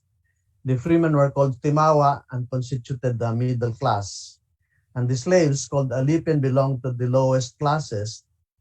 There are also two kinds of slaves: Aliping namamahay, who lived in their houses and on their property, and Aliping sagigilid, who owned no property, lived in their master's houses and could be sold anytime. However, Father Plasencia, the Franciscan missionary, provided the much-cited social classification among the Tagalogs in 1589, had differentiated the Dato, the chiefly class, and the Maharlika, the nobility class. She also categorized the Aliping namamahay as the commoner class and the Aliping sagigiler as the slaves. Virtually all textbooks adopted the Tagalog social classification of the Spanish contact and ignored the qualitative differences with the situation in other areas, including the Visayas region. It was Luarca who first provided a list of the social classes in the Visayas. Surprisingly, he was silent about the native title of the Visayan chiefs. It is possible that in 1582, when Luarca wrote his account, he had met and interacted with former chiefs who were called Raja or Dato, but they were already divested of their vast powers before the onset of colonization and were now lumped in the status with the cabezas de barangay or capitanes of the haops. This could partly explain his silence on this matter. But Luarca was categorical about the identity of the real Timawas, the freemen of these islands who were neither chiefs nor slaves. Yet this real Timawas, which was contrasted to the plain Timawa or freed slaves in other chronicles, appears to be the distinct Tumao class described by Father Alcina in his in the still unpublished Chronicle, Part 1, Book 4. Luarca was also silent about the label for the entire slave class, but he listed three kinds of slaves: the Ayui, Tumarampok, or Tumataban. Ayui, that was his spelling. Ayui or Hayahay were the most exploited group. They stayed at their master's house and worked 3 days for the master and 1 for themselves. Tumarampok lived in their own houses and were obliged to work for their master 1 day out of 4, with 3 days for themselves. And the Tumataban were the most respected slaves. They worked in the house of the master only when there was some banquet or revelry. The Boxer's Codex, written probably around the 1590, also listed 3 social classes among the Visayas: the Dato, the Timawa, and the Oripes or Oripon. The Codex likewise identified 3 kinds of slaves: the Hayuhayas, that was the spelling of the Hayahay, on the Tuheyes, the Tuhay, and the Purohanes. The first type, the Hayuheyes, stayed and served with the homes of their masters while they were still single. The second type, the Tuheyes, could be graduated Hayuheyes who made their own home upon marriage, after which they rendered service to their masters 2 out of 5 days of the week.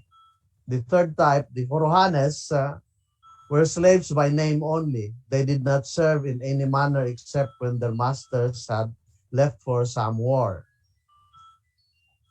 Now, surprisingly, the other chronicles missed mentioning another social class particular to the Visayas.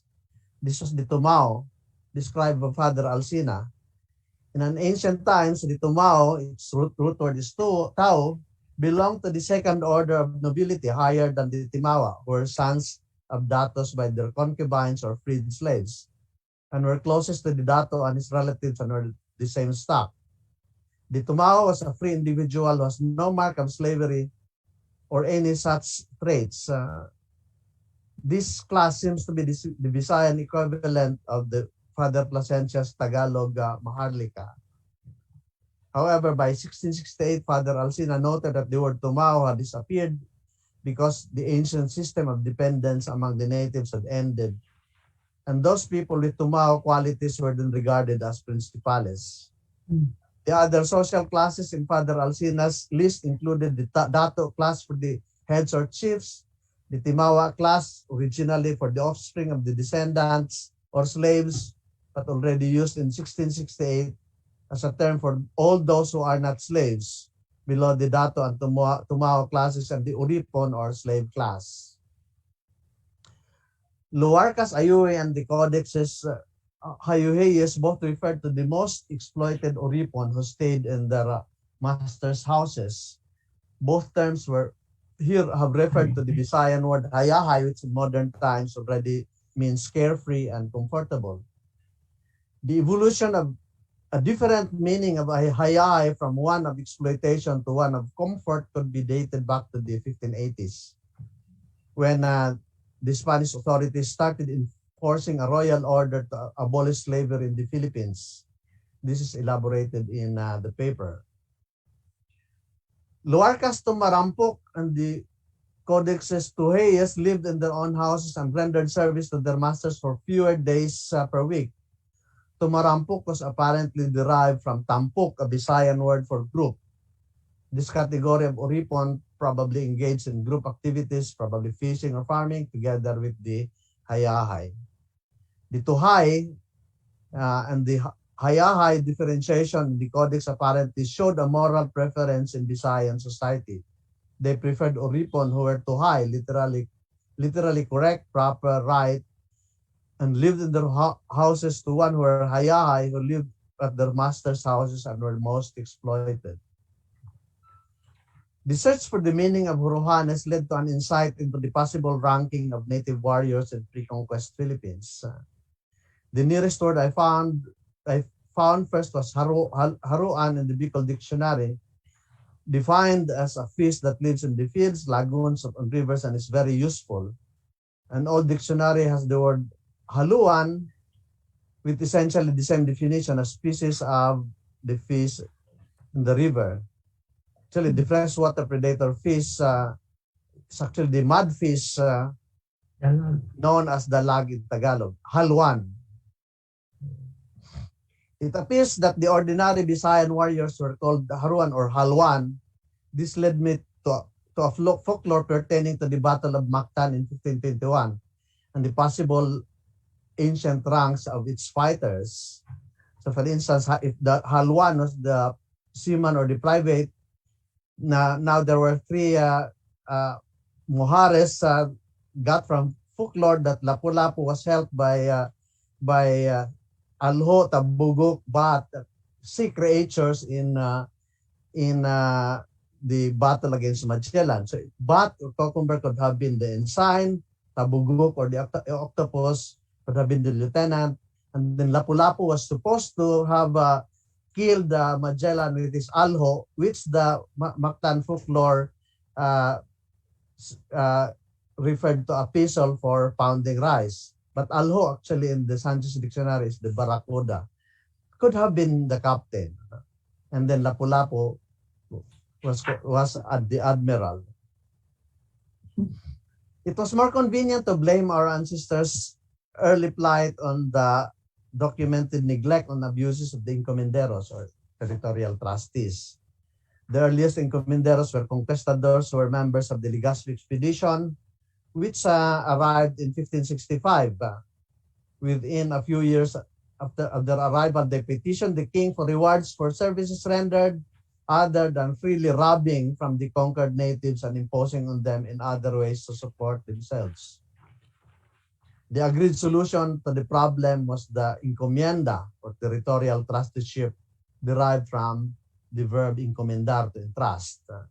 Father de la Costa defined the encomienda, that encomienda signified a royal grant to a deserving colonist, not of property, but of jurisdiction over a definite territory and its native inhabitants. By the terms of this grant, the encomendero undertook the defense of his encomienda from external attack, the maintenance of peace and order within it, and the support of missionaries who would teach Christian doctrine to the people. In consideration of these services, he acquired the right to collect tribute in the amount and form determined by the royal government. Of deeper consequences than the neglect and abuses of the encomenderos was the abolition of slavery in the Philippines. This is a most overlooked monumental event in our early colonial history. It needs to be revisited because it was a fundamental cause of the breakdown of the Visayan economy and society at the start of the Spanish colonization. Father Alcina was categorical in claiming that the possession of slaves was the foremost source of wealth among our ancient datos.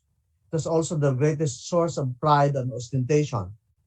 They needed slaves to assist them in the cultivation of fields, to guard their planted crops, to fish for them, to hunt, to look for beeswax, and do other things which a single person could not perform.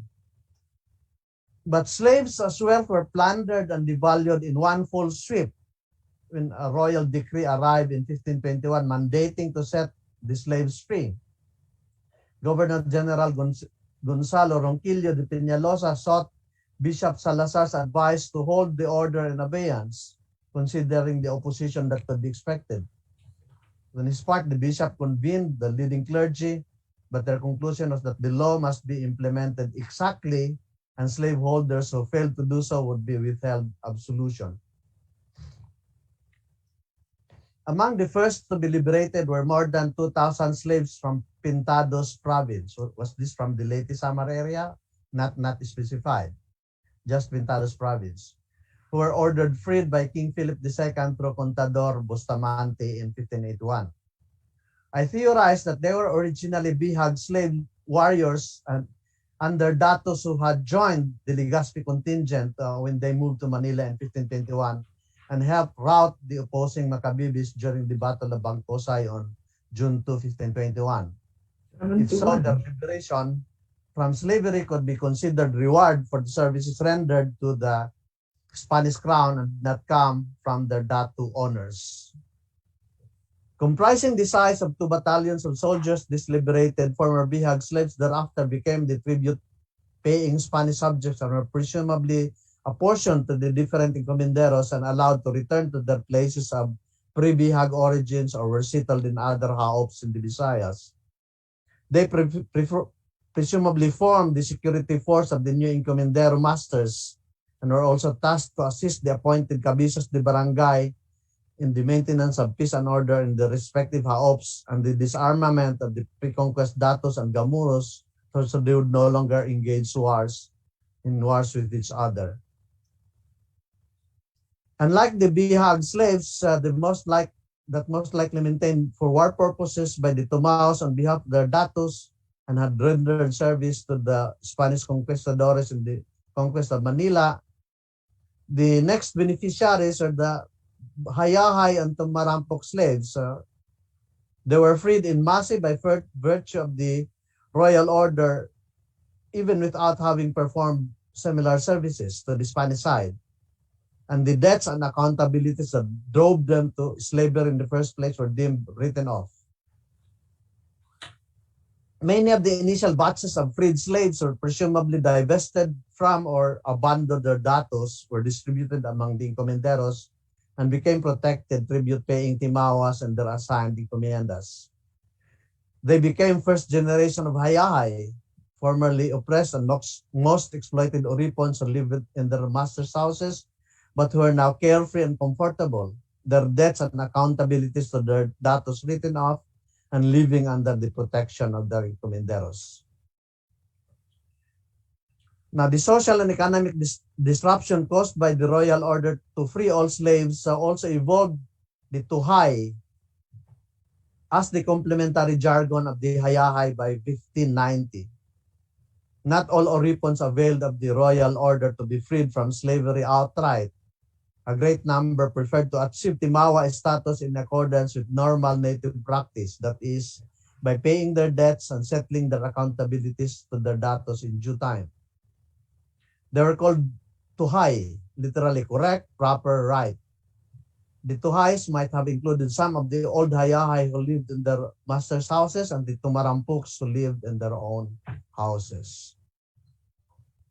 The Spanish suppression of the wars among the Visayans, the heavy exaction of tributes by the encomenderos, and the initial moves to free the slaves in the colony were probable factors that triggered the collapse of the pre-conquest Visayan society and economy starting in the 1580s. The cessation of wars idled the native warriors, both Tumaos and Haluans, and deprived them of their chiefs of prospective incomes and fortune in terms of war, booty, and captured slaves.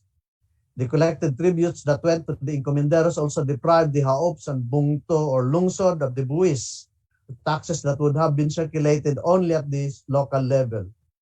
And the policy of no longer making new slaves deprived the native datos of a form of punishment for recalcitrant followers and of the social control over them.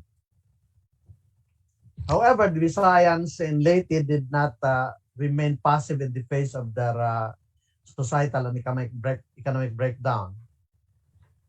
In 1588, under the leadership of a local chief, they killed the Spanish encomendero of Abuyog.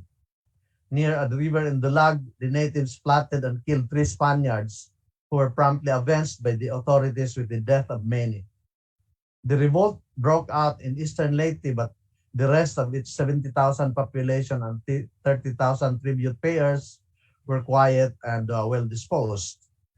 The 18 encomenderos to whom the island was entrusted were anxious for the Jesuits to come, apparently to help the restive inhabitants. The Jesuits eventually came in 1595.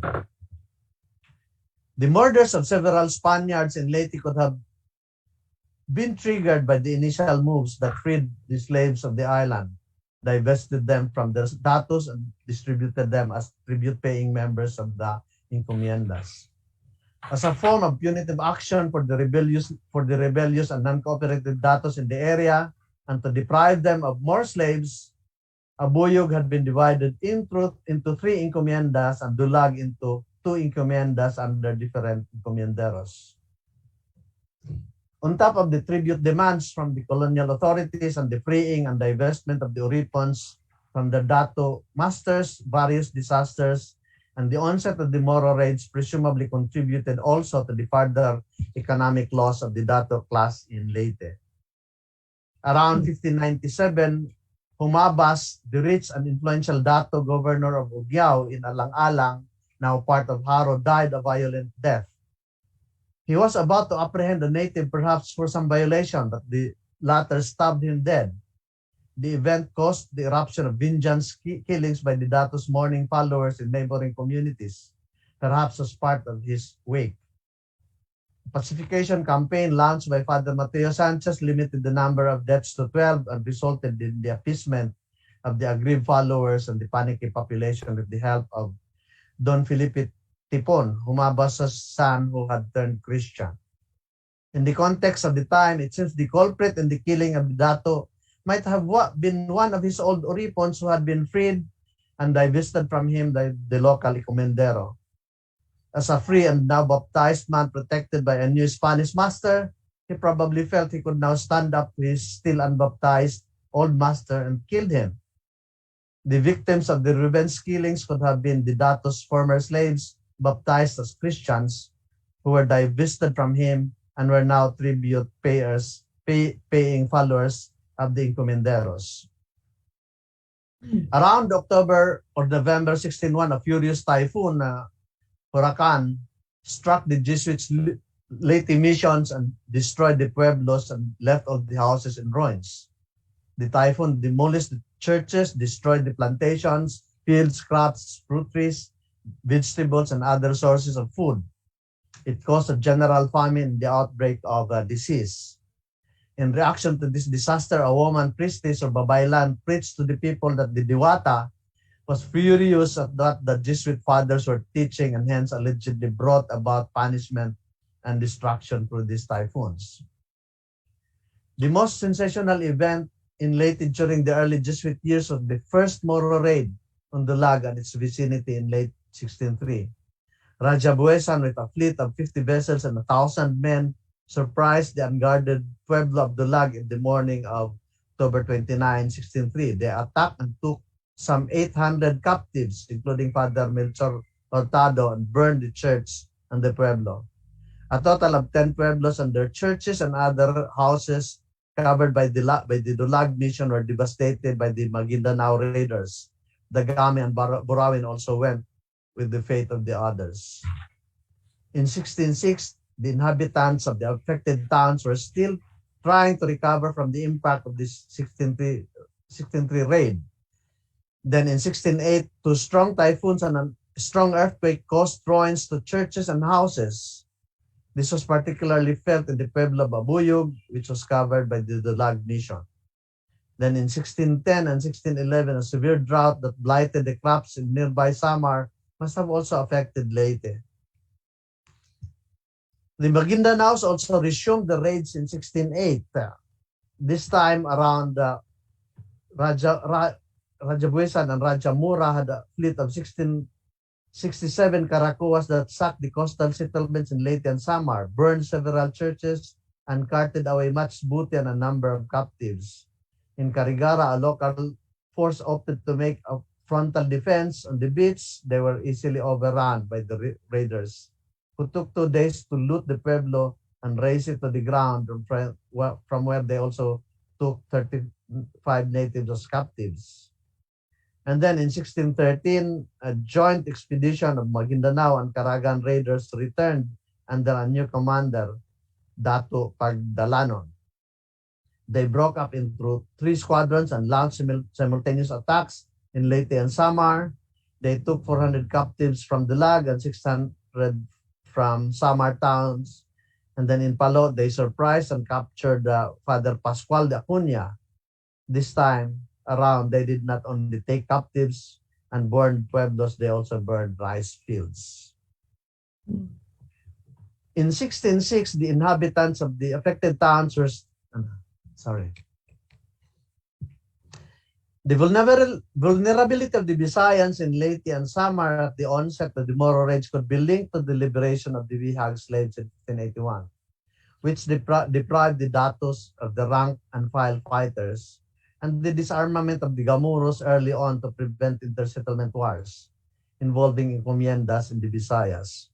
Native requests to arm themselves like in the pre-colonial years to defend the communities against Moro raiders were also refused by the Spanish overlords, who feared that the weapons will be used against them.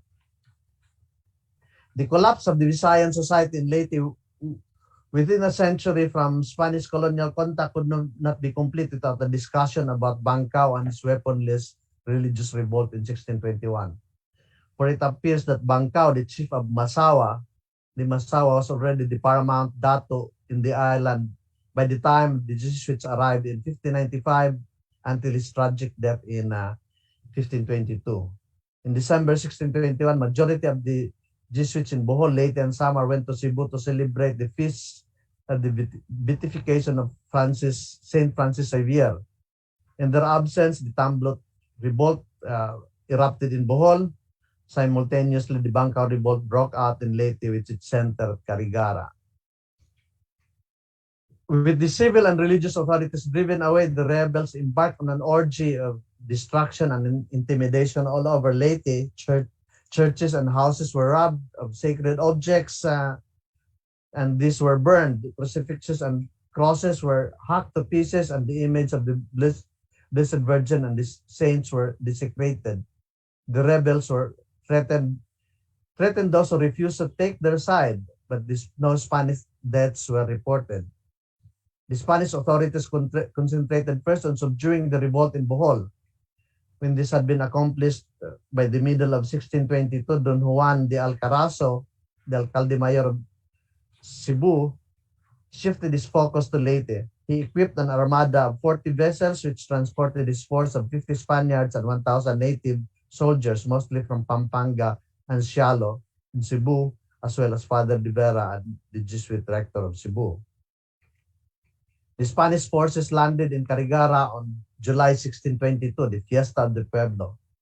The rebels were invited to talk peace, but the offer was spurned. After seeing the futility of further peace talks, Alcarazo ordered the attack. As the troops closed in, the unarmed rebels, men, women, and children, formed a line of defense around their temple. They yelled their magic word, "Bato," and threw earth at the attackers. But this naive tactic, which the Babaylanes said could turn a Spaniard into stone, did not work, and many rebels died during the attack. The temple was finally invaded. In the melee, an old and decrepit man was seen being carried on the shoulders of 2 slaves fleeing to the woods, but someone struck him with a lance, not knowing who he was, and he fell on his back. A piercing cry was heard, and a moment's silence enveloped the battlefield. The wounded man was Bangkao, and he lay dying. The Spaniards and their forces encamped for 10 days in the temple that they had taken. After that, they burned it. They cut off Bangkao's head and impaled it on a bamboo pole for all to see. His eldest son was killed in the battle, and Pagali, the chief priest, was beheaded. 3 or 4 rebels were shot, and the native priest was burned along to inspire greater terror. The Spaniards also beheaded a native who robbed Father Domingo Bilancio, broke to pieces an image of the Blessed Virgin, and kicked a crucifix. His head was likewise impaled in the place where he committed his acts. Father Alcina, the Jesuit missionary for nearly 40 years in Leyte, had also gathered information about the Bangkao Revolt. He provided a wider area covered by that revolt, a sharp criticism of the Spanish cruelty, and more bloody details. Apart from the towns around Carigara, Father Alcina claimed that the Baybay and Sugod regions west and south of the island also rose in revolt. In a sense, the revolt presumably covered the entire island and not only the region around Carigara. He also mentioned the parallel siege by a Spanish-led force in southern Leyte. Father Alcina presented a higher number of beheadings that had been officially reported. He wrote that together with Bangkao, 16 others of the most guilty had suffered capital punishment. He added that the beheading of Bangkao and the quartering of the others filled the beaches of Sugod and neighboring shores such that they almost appeared like clusters of grapes at harvest time. It is possible that the unreported deaths belonged to Bangkao's direct bloodline, who were exterminated in the aftermath of his revolt. The suppression of the Bangkao revolt also showed an altered nature of the participation that they now favored Pampangans in Spanish-initiated warfare during the colonial years. In 1571, the Pintados contingent got their share of Bihag slaves from the Macabebes captured in the aftermath of the Battle of Bangkusay. But some 50 years later, with the abolition of slavery and the prohibition of making new slaves, the Pampangans took no prisoners from Bangkao's domain and executed them on the scene. After Bangkao, no name of a next famous chief in Leyte surfaced in the chronicles, and the island became a routine source of captives of the Moro raids through the next centuries. And only the altered meaning of the word hayahay, associated with the royal order to abolish slavery in the 1580s, can capsulize the plunder and breakdown of the Visayan economy and society at the start of the Spanish colonization. As for the new Hayahay and Tuhay, who were graduated to Timawa status by royal fiat or by their own merits respectively, their new label became the word for poor and destitute who retained an Uripon mentality until our time. Daghang salamat. Thank you. Daghang salamat, Sir Rolly, for that detailed presentation on the Visayan social structure in the 16th to 17th centuries. Actually, Dr. Borinago also discussed the moral raids in the Samar Leyte area in the 17th century, as well as the disasters during that time, and the Bangkao's revolt, no? And the word hayahay, from its meaning as an unmarried slave, evolved into being carefree and comfortable. Ngayon, actually, if you're going to say hayahay, parang ang ibig sabihin ay relax, di ba? Parang relax lang. Yeah. Gano. So, hayahay lang tayo. No? So after this webinars, I'm sure hayahay tayo. No? So, again, maraming salamat po, Dr. Borinaga, sa inyong presentasyon. At tayo po ay pupunta na sa question and answer portion ng webinar na ito, ang unang panel of the Philippine National Historical Society during this international conference. And we would like to thank actually NHCP for this. This is a very historic and momentous event, no, for the Philippines, and not only the Philippines, no, internationally this is very important. So I see here questions sent to us by our attendees here in Zoom. I think we are going to allow the speaker to open their cameras.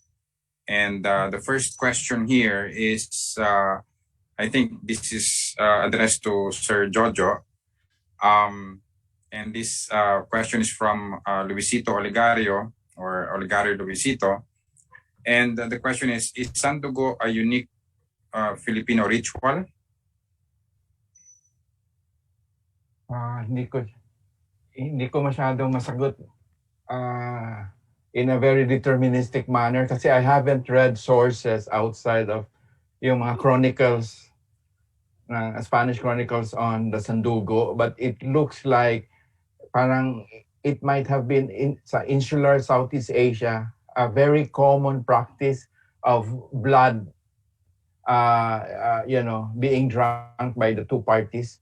So, but then blood is a natural symbol, if we go by Mary Douglas' book, so might be in ancient societies outside of the Austronesian culture area, there might be blood rituals, in Egypt, Mesopotamia, the ancient societies, before, because it's a natural symbol, a natural substance. But what I've read mostly were the Spanish chronicles on the blood compact, which is really fairly common for outsiders to make some kind of a ritual, fictive kinship, like blood relation among strangers.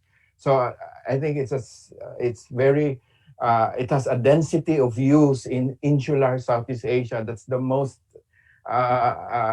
accurate answer I can give you, because I cannot say that it's unique to the Filipinos. Most likely people from Sulawesi, all the way down to New Guinea, there might be blood compacts, so I cannot answer that firmly. Okay. Daghang salamat, Sir Jojo, sa inyong sagot. Ang susunod pong katanungan,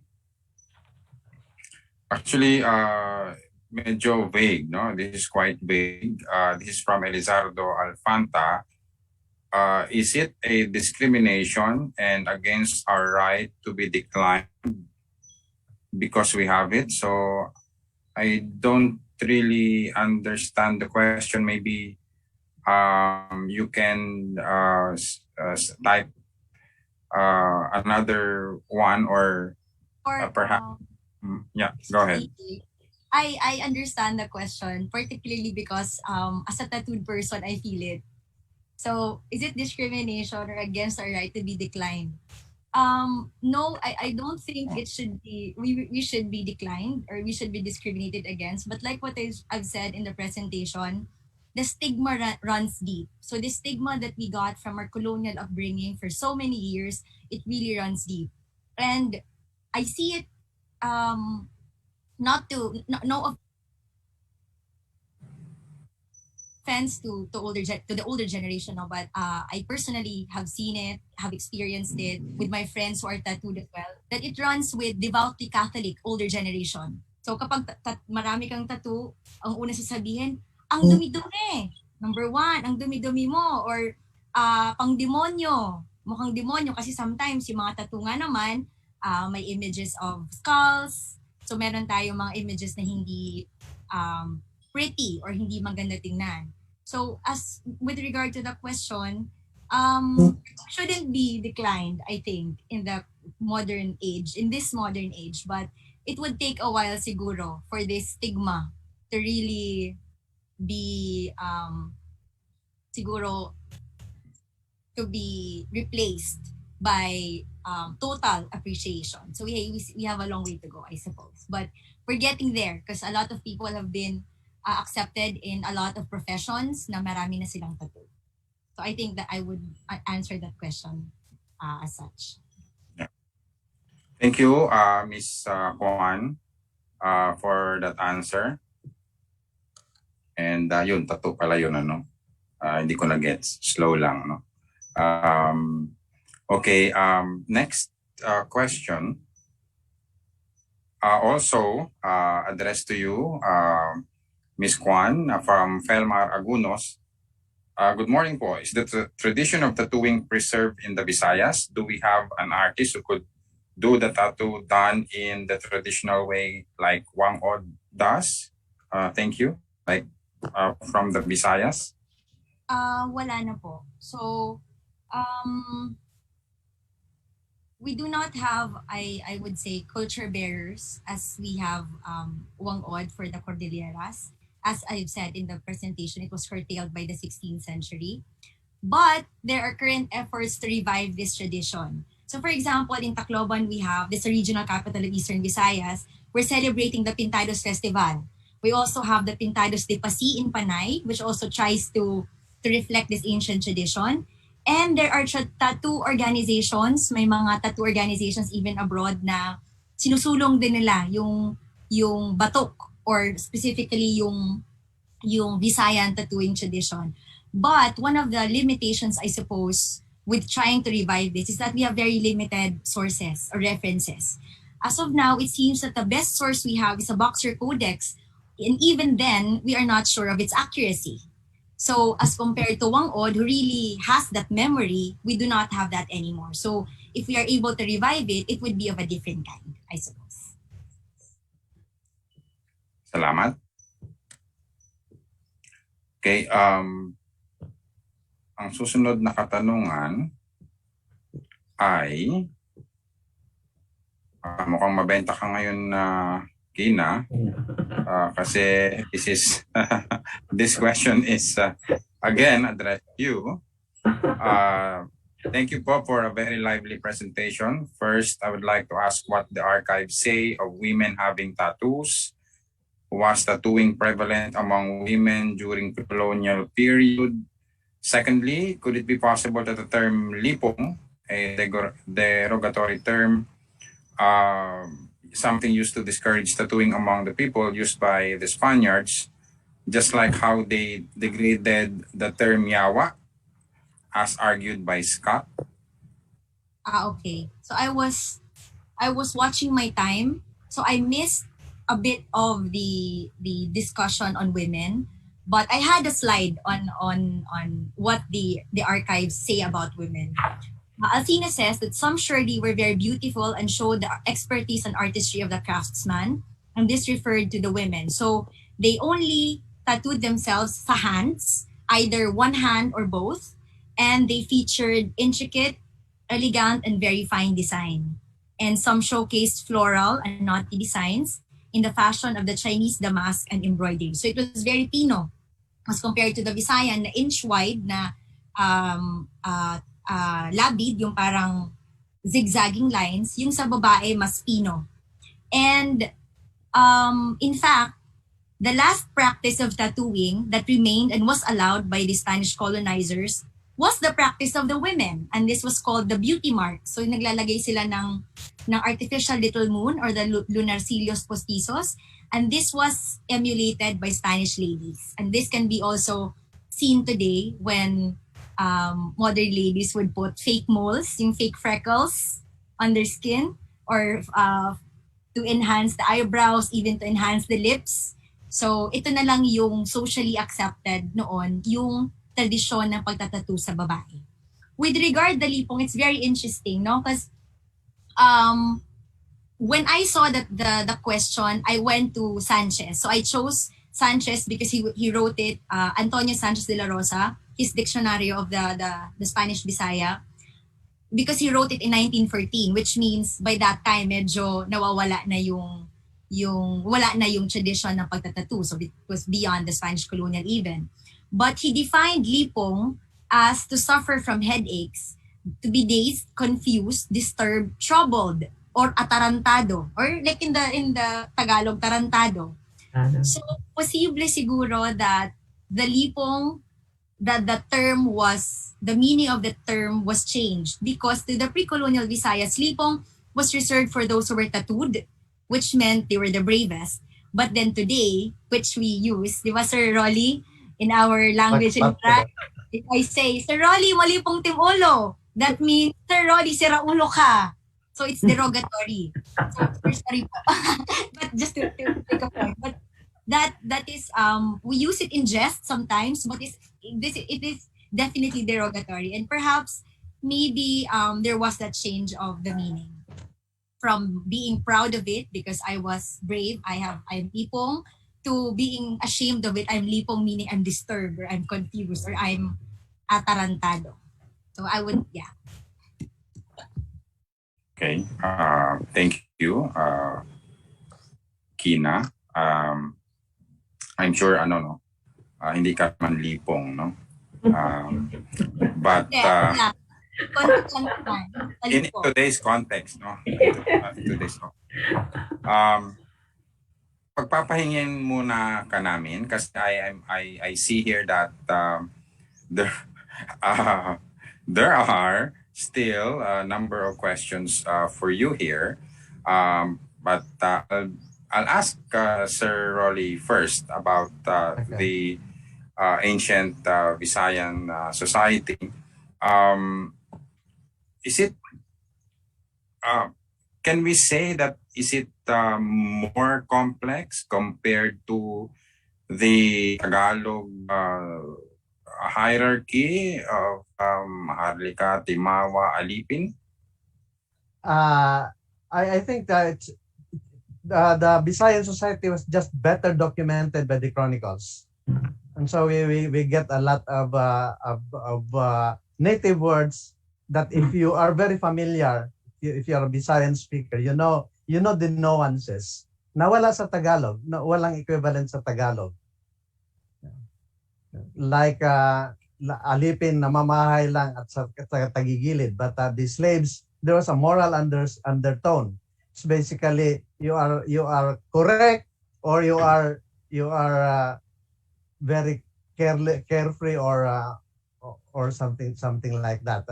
Maraming nuances kung if you study if you look at the terminologies used, maraming nuances.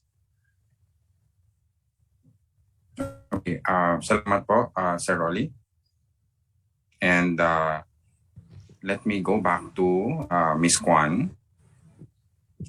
I think you have already discussed this earlier, pero I'll I'll read here two questions. One from Zuriel Tiso and another from Cristobal Joag. Do the Spanish conquistador find tattooing a barbaric way? And just like the Kalingas, are there still pintados or tattooed indigenous people in the Visayas? I think wala na, no? But anyway, yeah. Kina? I think I answered the question of Sir Cristobal Diwag. So wala na pong culture barriers, like I said kanina. Regarding the tattooing of our ancestors as seen in a barbaric way, yes. So hindi lang barbaric way, it was a sin, it was horror-provoking, it was useless. Ano po bang mga ginamit ni Alcina? Ang origins niya ay ang devil, so nagpakita daw ang demonyo sa mga Visayans. Tapos ang demonyo ay maraming tattoo, so ginaya siya ng mga Visayans.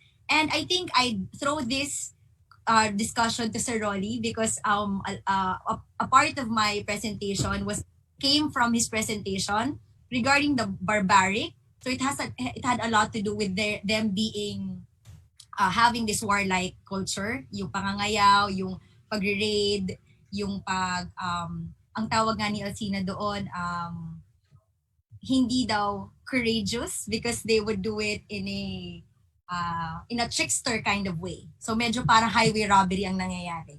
So maybe Sir Rolly, para maka-address si Sir Rolly, about this barbaric tradition of the warfare culture, which is associated with tattooing. Yes, Sir Rolly? Well, the tattooing is basically, you get only a tattoo if you have performed well in battle. That's basically your medal, but it had to be inflicted on your body.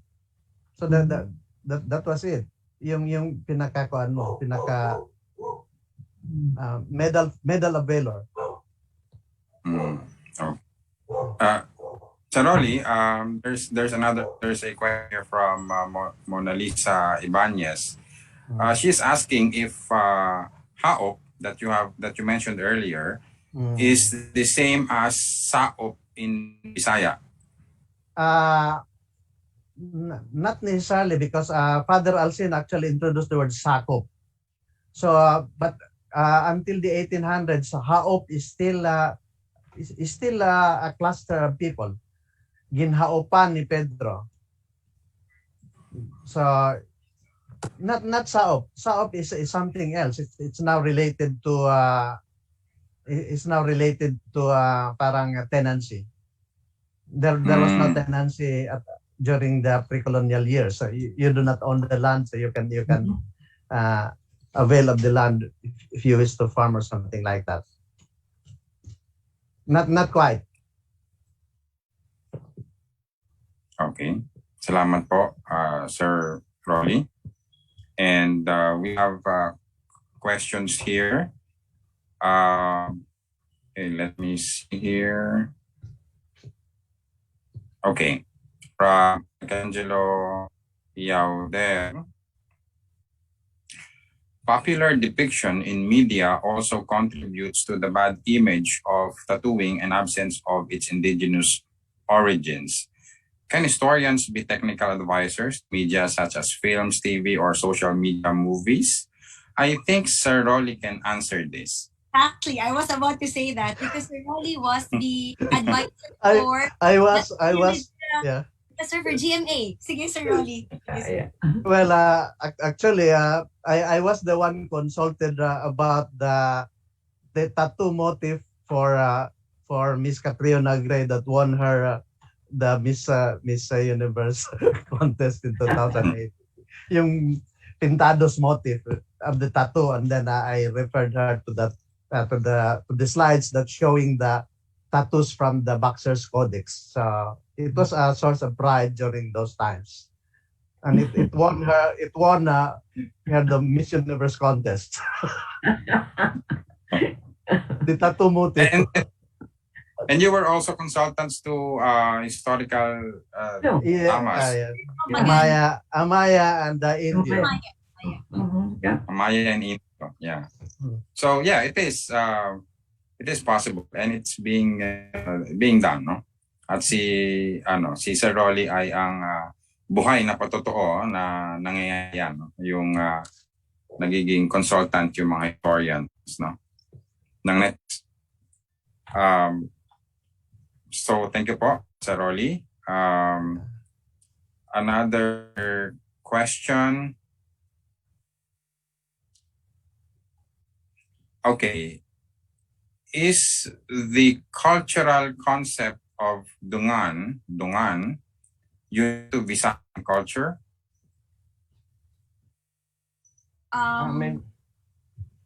Siguro I'll ask my co-speakers to help me with this question because all of us have been talking about the Visayan culture.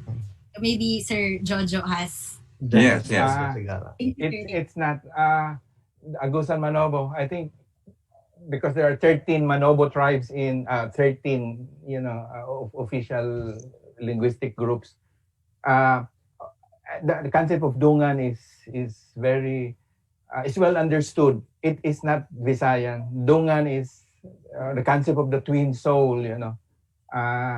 There's plenty of that belief system is still very strong. Dungan, twin soul. Is it right, So it's sir? not. In our language, it could be called Rongian. In Waray? I don't know about Waray. We have this terminology that I've heard from modern social groups who use the word Rongian to refer to inner force also. What do you think, sir, about this terminology? I'm not very familiar with that. I also looked at it and there's no reference to Rongian, but there's that also concept for the latest Amar, the idea of the Dungan.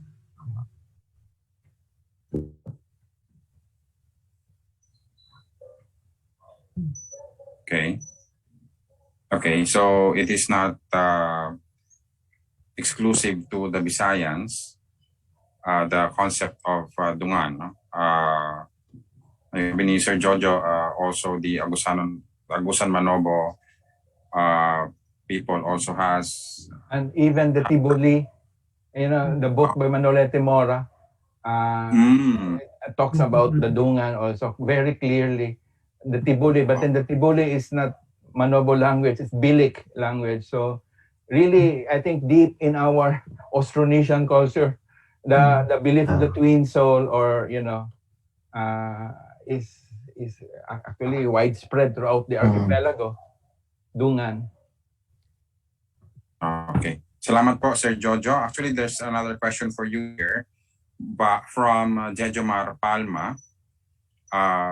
Sir, can you consider music or musical instruments as having poetic character, especially when used in rituals? Or are they just representations of natural sound solely as accompaniment for rituals? Yeah, drum and gong, which the two instruments are paired. They have the invocation. It is played so that the spirits are summoned. Now, summon is a verb, it's an action. So it is a poetic character because the instruments are made to speak. So that's, I think, the notion of beyond this notion of anthropomorphic spirit, a spirit that possesses the body. I mean, that's the concept of Diwata, or in the Babaylan. But there's another spirit but more like a poetic character because the object is made to speak. So when the instrument, drum and gong are paired, they do invocation, and invocation is an act. So by playing that, it is a poetic character because the instruments are made to speak so that the spirits are summoned, So I hope that's what I was trying to say in my paper, because I have a feeling that Juana demanded a ritual by which she could be recognized, because prior to that, she was baptized, but then there was no object to solidify the friendship because her husband already had the sandugo days before, and then she submitted to submission. Pero walang katapat. Ang babae naman kailangan ma-recognize. So she had to ask for the Santo Niño.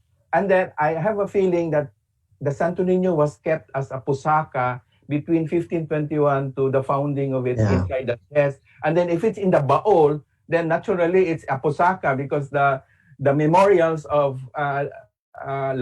lineage ancestors are kept.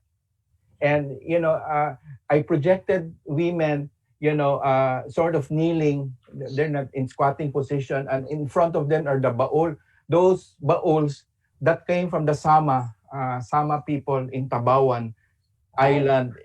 You were, I don't know if you were there. They have a house meant for the things of the ancestors, and they kept the ceremonial clothes, and then all the lantaka, all the things of the. It's a community patrimony, so they kept those symbols. And then when they hold the remembering of the ancestors, they would display the clothes, all the again, objects made to speak. I just draw in the concept by Vico. Vico is a historian, Italian historian, because he theorized about the language of before the written word, so objects become like word, in society which is very ritualistic, and traditional societies are very ritualistic. So I have a feeling that Santo Niño was kept, but then it was enshrined later on in the church, Basilica Minore de Santo Niño in Cebu. So it changed from being movable to immovable. Then it became a immovable object. Now, and then, but the stories, I think there was just a transformation in meaning throughout, changes of the meaning of the Santo Niño throughout the 500 years. And this gift, Sir Jojo, correct me if I'm wrong, this gift, as you mentioned, demands social obligations on the notion of parity. Parity, yeah, it has to be that equalized. Because I think I emphasized that it's a woman, it was given to a woman. So if the male was given, they had many rituals. Humabon and Magellan had many rituals, but then the women did not participate. And I think Visayan society sort of equalizes, so the women, I think it's a woman asking, but give me that object too, because that's important for it to be harmonized, meaning to say if all men have the rituals, so the women also have their own. I think it's an assertion from a woman's point of view, sort of an agency from a woman's point of view by asking that gift, So that's just my interpretation, but somehow the notion of gifting, because the gift is very complicated concept. Marcel Mauss considers the gift as commodity, but it's market relations. But the gift here is more like memorial, memorial of a deed. It's just a form of, but it's not utang, definitely not utang, because when Juana asked for the Santo Niño, there was no relationship between, they had, wala silang blood compact or something, but walang symbol to seal the friendship. That's why Santo Niño, I think, in that 1521 was more of a marking of a friendship, and then later on it became a pusaka. Then later on it became different during the colonial times, So it's not utang, it's more like balos, yung kapareho, mapantay yung mapantay yung parang may kulang kasi nawala yung walang gift doon sa babae.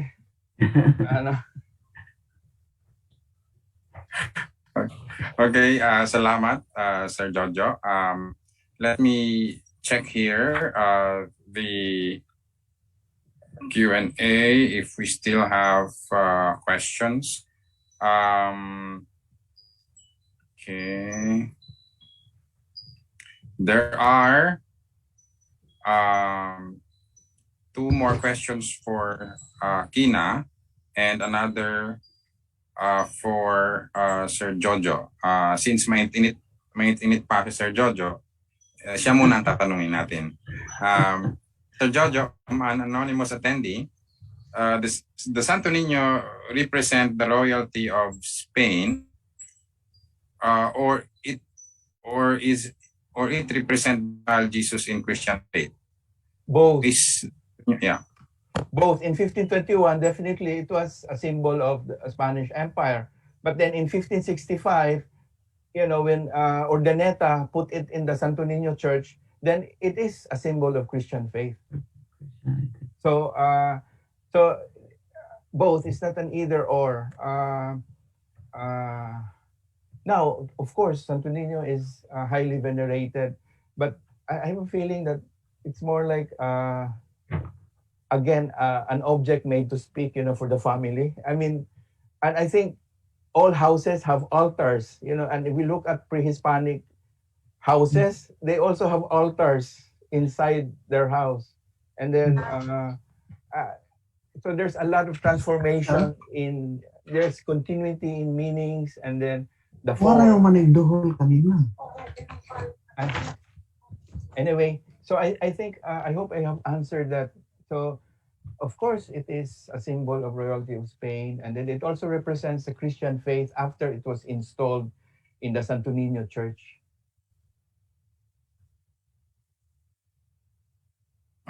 Okay. Thank you po, Jojo. The questions for Kina.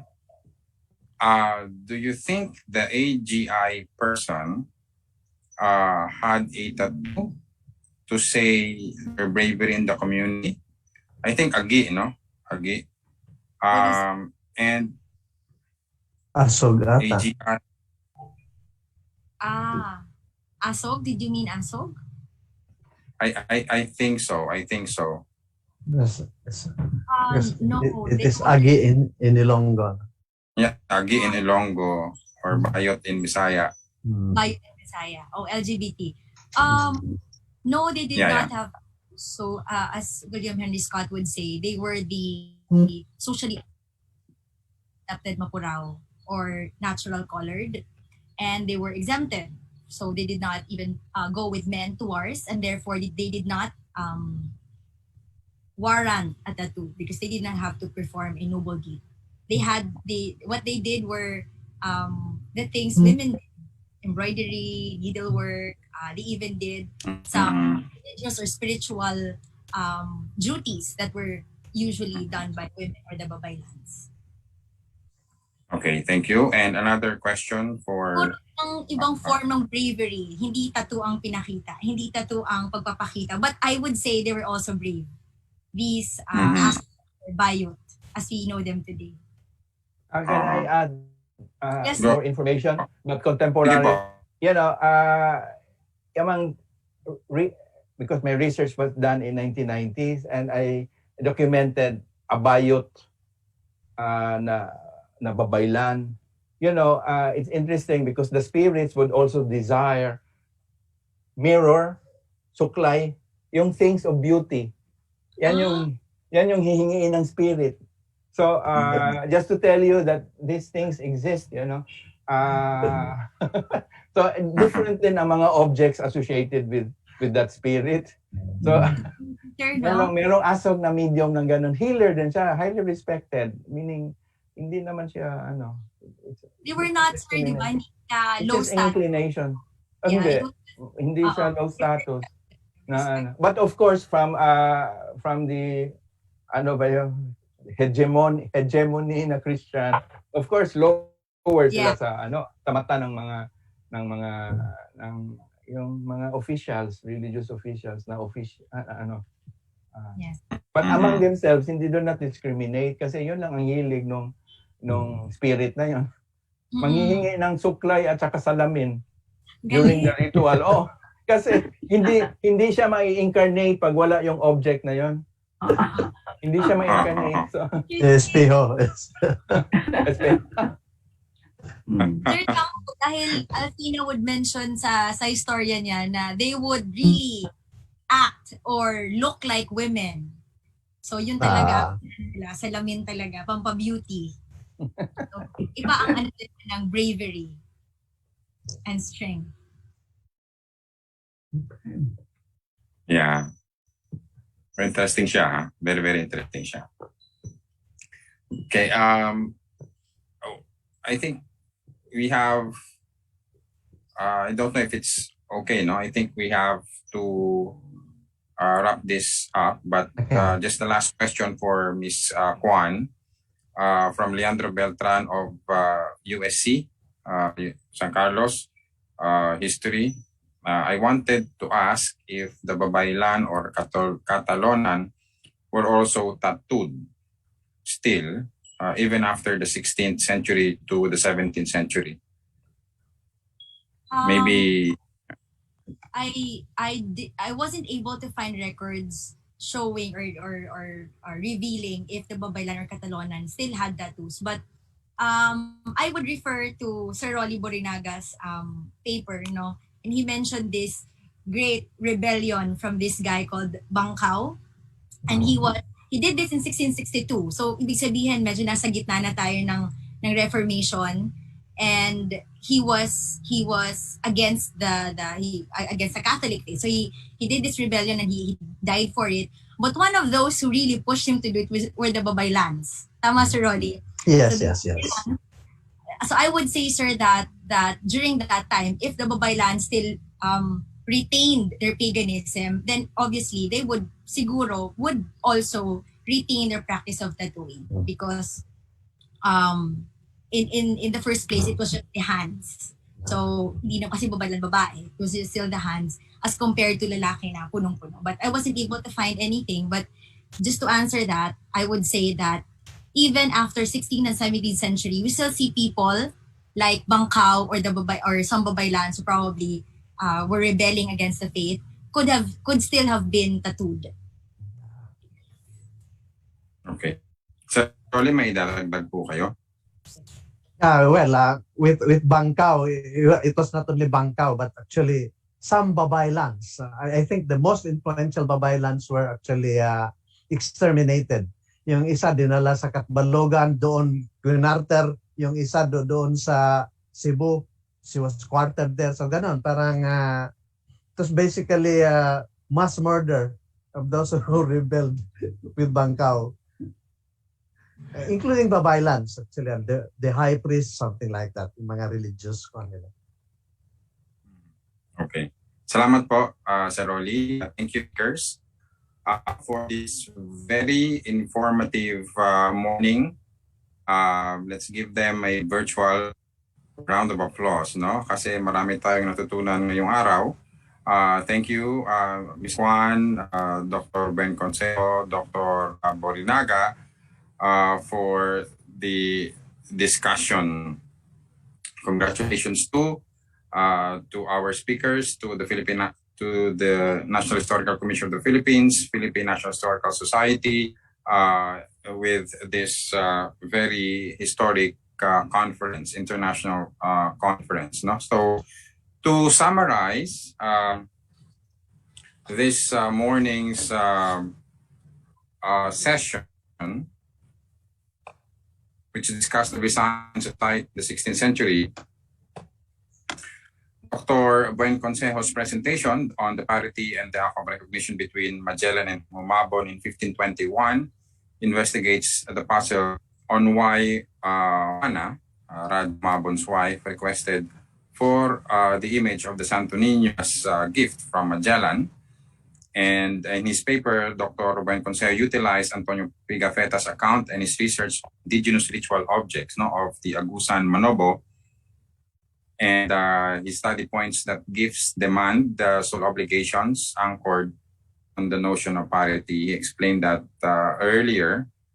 And Ms. Kwan's presentation the colonial curtailing of the tattooing practice of the Pintados in the early Spanish period, discussed the rich tattooing tradition of the Visayans in Visayas, no, in Leyte, Samar, Bohol, Negros, Cebu, and the Calamian group, including the process and its social context and means.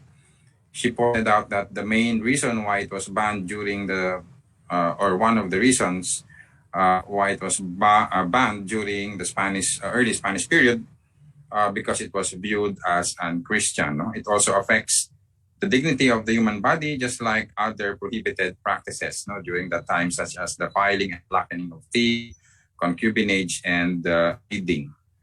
Dr. Borinaga's Hayahay, The Plunder and Breakdown of Mayan Economy and Society at the start of Spanish colonization, hinges on tracks on the parchment and confrontational approaches, no, methods. And she discusses the hierarchy of Visayan society in the 16th century, the settlement patterns, barangay, as a boat, no? The village called Haop or Dolohan. Also discussed the Visayan social classes, as well as the abolition of slavery in 1581, the disasters in the early 17th century. He also mentioned that the word high, unmarried slave, evolved to meanings of carefree and comfortable. No. Also, tomorrow, the second panel of this group, National Historical Society, is going to be composed of Professors Eloisa de Castro, Regalado Trota Jose, Grace Lisa Concepcion, and Isaac Donoso. And these people will discuss the Hispanic way of life and Muslim Mindanao. And before we end this day, just a reminder for Zoom attendees to answer the evaluation form. And I think the organizers or the NHCP will post this here in Zoom. I'm not quite sure, no, but it is important to answer this evaluation form, no. I think this is also for the certificates. Anyway, join us again tomorrow from 9 in the morning to 12 noon. Thank you very much at mabuhay ang Pilipinas.